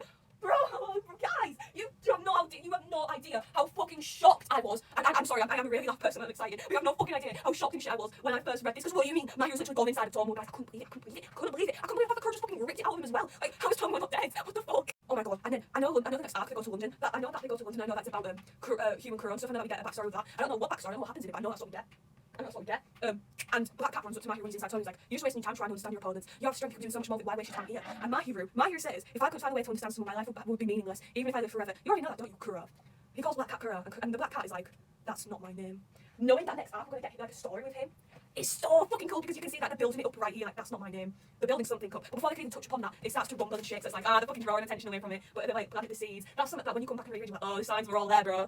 And then fucking, the way Mahiru has to find out, sorry, so I think someone's gonna come on in, I keep hearing noises. And someone keeps, fucking Mahiru has to climb the ladder to get to discover more. The higher he goes up in this ladder, the more memories he unlocks. So as he starts to climb the ladder, on one of the stools, fucking Saruki's there, but it's not adult Saruki, it's baby Saruki again. He's met Mahiru again, and he's like, can I come with you? You can't climb and have a light, and hold a light at the same time. So I'm like, yeah, of course you can. So baby Saruki sat on Mahiru's head with the candle as they go up together. And as they go up, we start to see memories through these doors. In one of the doors, we see the memory of when Tomo first took Saruki home. And then as it goes up, we see another memory of fucking Mahiru's uncle as a kid, and he's such a little cutie! Mahiru's uncle is so cute. Oh, I imagine, I want to draw him because I imagine he'd have like a missing tooth. You see here, I feel like I have a blank space, I feel like he was the type of kid that had a missing tooth. But we see Mahiru's uncle trying to connect with Tomoe. He's like saying to him, oh, my sister, Mahiru's mum, my sister's making food. Why don't you come home and eat with us tonight? I can tell I haven't been eating much recently. And he's just trying to be nice and invite him, like be a good person, bring him over for some food. But then fucking Tomoe starts crashing out and he's like, who the fuck do you think you are? Why are you trying to look down on me? Do you get off on this and thinking having pity on me? Like, no, I don't want your fucking food. Every time you talk to me, I feel like I'm gonna die. And fucking Mahiru's uncle, he can't believe it. He's like, that's not why I want you to come over. But fucking Tomoe's like, don't look down upon me when you don't even know where you're looking from. If you want to help some weakling, look somewhere else, you dumbass wannabe hero. And he walks off and he's like, I can get Tomoe could be embarrassed, but I don't think that's it. I think if anything he's jealous of Mahiru's uncle's thing. And yeah, he thinks fucking Mahiru's uncle's looking down upon him. But we know the type of characters they are, and we know damn well that's not what they're doing, and that they're just genuinely trying to help out the kindness of their heart. It's not empathy or anything. Mahiru's uncle probably just want to be friends with Tomoe, probably just want to get to know him. Like we know they just want to help anyone they can, not in a belittling way, but genuinely help. Fucking as that happens, Mahiru's mum runs over, and I couldn't believe it when it fucking happened. But unfortunately, we don't get anything on that. It immediately cuts to another memory. And this next memory is when Tomoe first got the news that his parents died. And this is the first time we've ever seen Tomoe with a genuine happy smile. You can see on his face he's so happy, and we've never he's smiling like Mahiru smiles and shit. There's nothing malicious or bad or like about it. It's genuinely just a nice warm smile. And that's because his parents are dead. Because he's been so abused, he's finally glad they're dead. That his plan worked because he's gonna be free. He's gonna be free from that abuse. And you can literally see here. He immediately goes to Saruki and lets Saruki come out. He's like, you no longer have to stay locked away. They're not coming home. We're free now. He's telling Saruki, you no longer have to hide. We are free. That shows you that he's so happy because he feels free. He feels it. And this smiles he's giving Saruki and stuff. We've never seen Tomoe like this before. And it just shows that his parents died just to let go of everything Tomoe had in him. It was like a huge weight lifting off his shoulders, especially since he got away with it. And it shows that memory of Saruki on Tomoe's shoulders. Because that was the first day Tomoe was talking outside. So that's like a huge memory to them. He took him out to go buy some shoes because Saruki had no shoes because before that they never had a chance to go outside. So Tomoe took him to go get some shoes. And as they look at this memory, baby Saruki starts to cry at the memory of it. It's like, what happened to that Tomoe? He seemed to be so nice to him then, and he took him out and stuff, so what changed? Why did something become all bad again? Or was it just one nice memory in the moment of darkness because he was that relieved that something changed him that night, and after that he went back to normal, or after his parents died, did later on something change and did something else trigger something, like what happened? And then after that we see how Mahiru gets to the top of the ladder, and Tomoe was sat in there, and Tomoe was sat on this stool, and it's so loud, Tomoe doesn't even notice Mahiru get here. Mahiru's trying to talk, but he can't hear, it's so loud, it's painful, and Mahiru eventually goes up to me like, Tomoe, we have to leave, you're gonna go deaf if you stay here. And that is so fucking smart, because Tomoe's been deaf to everything around him, he's been ignoring Saruki's screams, he's been ignoring everything, he's been deaf to it all, and this place shows that, and that's really fucking smart. I really like that. Like, if you stay here, it's gonna be too late and you will go deaf, so leave before you become deaf, leave while you still have that chance to change. I really like that. But Tomoe was like, if we go outside, we'll die. And it shows outside that there's like fucking, oops, I've fallen out of this frame. It shows that there's like helicopters and stuff coming down, bombs, there's a war going on essentially. And Mahiru's like shocked, he can't believe it. Because like fucking, it's like hell's raining down. And Tomoe's like, why would you want to go out there where all this is going on? But Mahiru's like, it's not like that outside, this is Tomoe's view of the world. But Mahiru's telling him, the world isn't like that, it's not like that, it's safe to come out. And Tomoe's like, of course you'd say that, of course that's what you think, because we live in completely different worlds. Your upbringing and your world is so different to mine. We don't see eye to eye, our life's different. So that's how Mahiru views one, that's how Tomoe views it. And you can clearly see that you're very, very drastic and different. And Tomoe's like, yeah, the environment you're born into molds your values. We were born with blindfolds on, and our parents taught us to live by one rule. It's perfectly fine to oppress anyone you don't like, but a world like that just doesn't make sense. A world of acceptance doesn't make sense. It's odd. The world is round. It's odd that the world is round. If it weren't, you could die by falling off the edge. Once I realised that, I knew that I needed to change. That's why I decided to create SERVAMP. To create SERVAMP requires consuming the human lives of an entire region. I'd love to see the world dissolve into irrational violence. And while any methods would do, this seems like the most effective way. Success will guarantee the wish of every past sorcerer, a special existence no one has ever been able to achieve. And upon achieving that, if I succeed, then no one would ever forget my name. They would call it out in fear, the name of the man who destroyed the world. Now, that fucking tells us a lot, because that's his goal, to get everyone in the past wanted, all the sorcerers want. He wants to get that, because if he gets all that, then everyone's going to call out his name. And that's what Mahiru was saying, like Book 11, also Book 11, I think, that everyone's just waiting for someone to call out their name. The only difference is Tomoe's waiting for someone to call out their name in a genuine way. He wants them to call out his name in fear, because that's the only way he knows how to get people to do that. That's his thing. That's like a huge thing about his character, like, oh shit, what the fuck? And then Mahiru asks him, but are you sure there's no one left who wants to call out your name?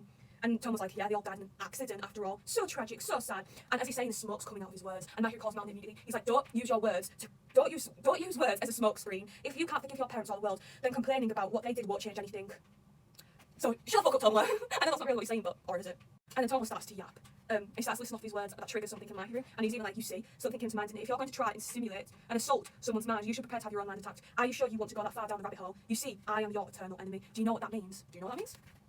How about we talk about the one thing you're terrified to talk about? Let's talk about your dad. Holy shit, bro. I know we don't really get any crazy lore about his dad, but when I first read this, I genuinely thought we were going to learn something about his dad. I genuinely thought, we're going to get Mahiru's fucking dad's backstory or something. I couldn't believe it. It genuinely scared me, but no, we don't. But basically, we do get told that he abandoned your mother, never contacted her once. One sec, guys. Okay, so we actually learn, Tomo says he abandoned your mother, never contacted her once, and to top it all off, he didn't even come to her funeral. What a despicable person.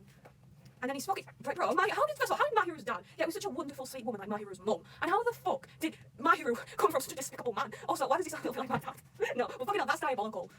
How, like, just how? What fucking alien creature was this? Bro, I don't like his dad. He was an absolute despicable human being. Your father, that is. Like, yeah, if you're that bad, Tom was calling you bad, then that's when you know you're actually fucking cooked. You've never asked anyone about him before, have you? I feel sorry for you. You can't even ask anyone because you're terrified of what you might learn. You're afraid of discovering your roots. Probably thinking, I can't take knowing such a scumbag as my father. I bet knowing that such foul blood flows through your veins makes you vomit. You're probably wondering if you're going to be just as horrible as he was, and that fear has you quaking in your boots. Holy projection! Oh my god, Tomo, you are projecting your problems onto Mahiru right now. You are projecting. That's how you felt with your abusive parents, and you are projecting that onto Mahiru. Because straight away Mahiru goes, but I am me. And Tomo's, Tomo's flabbergasted.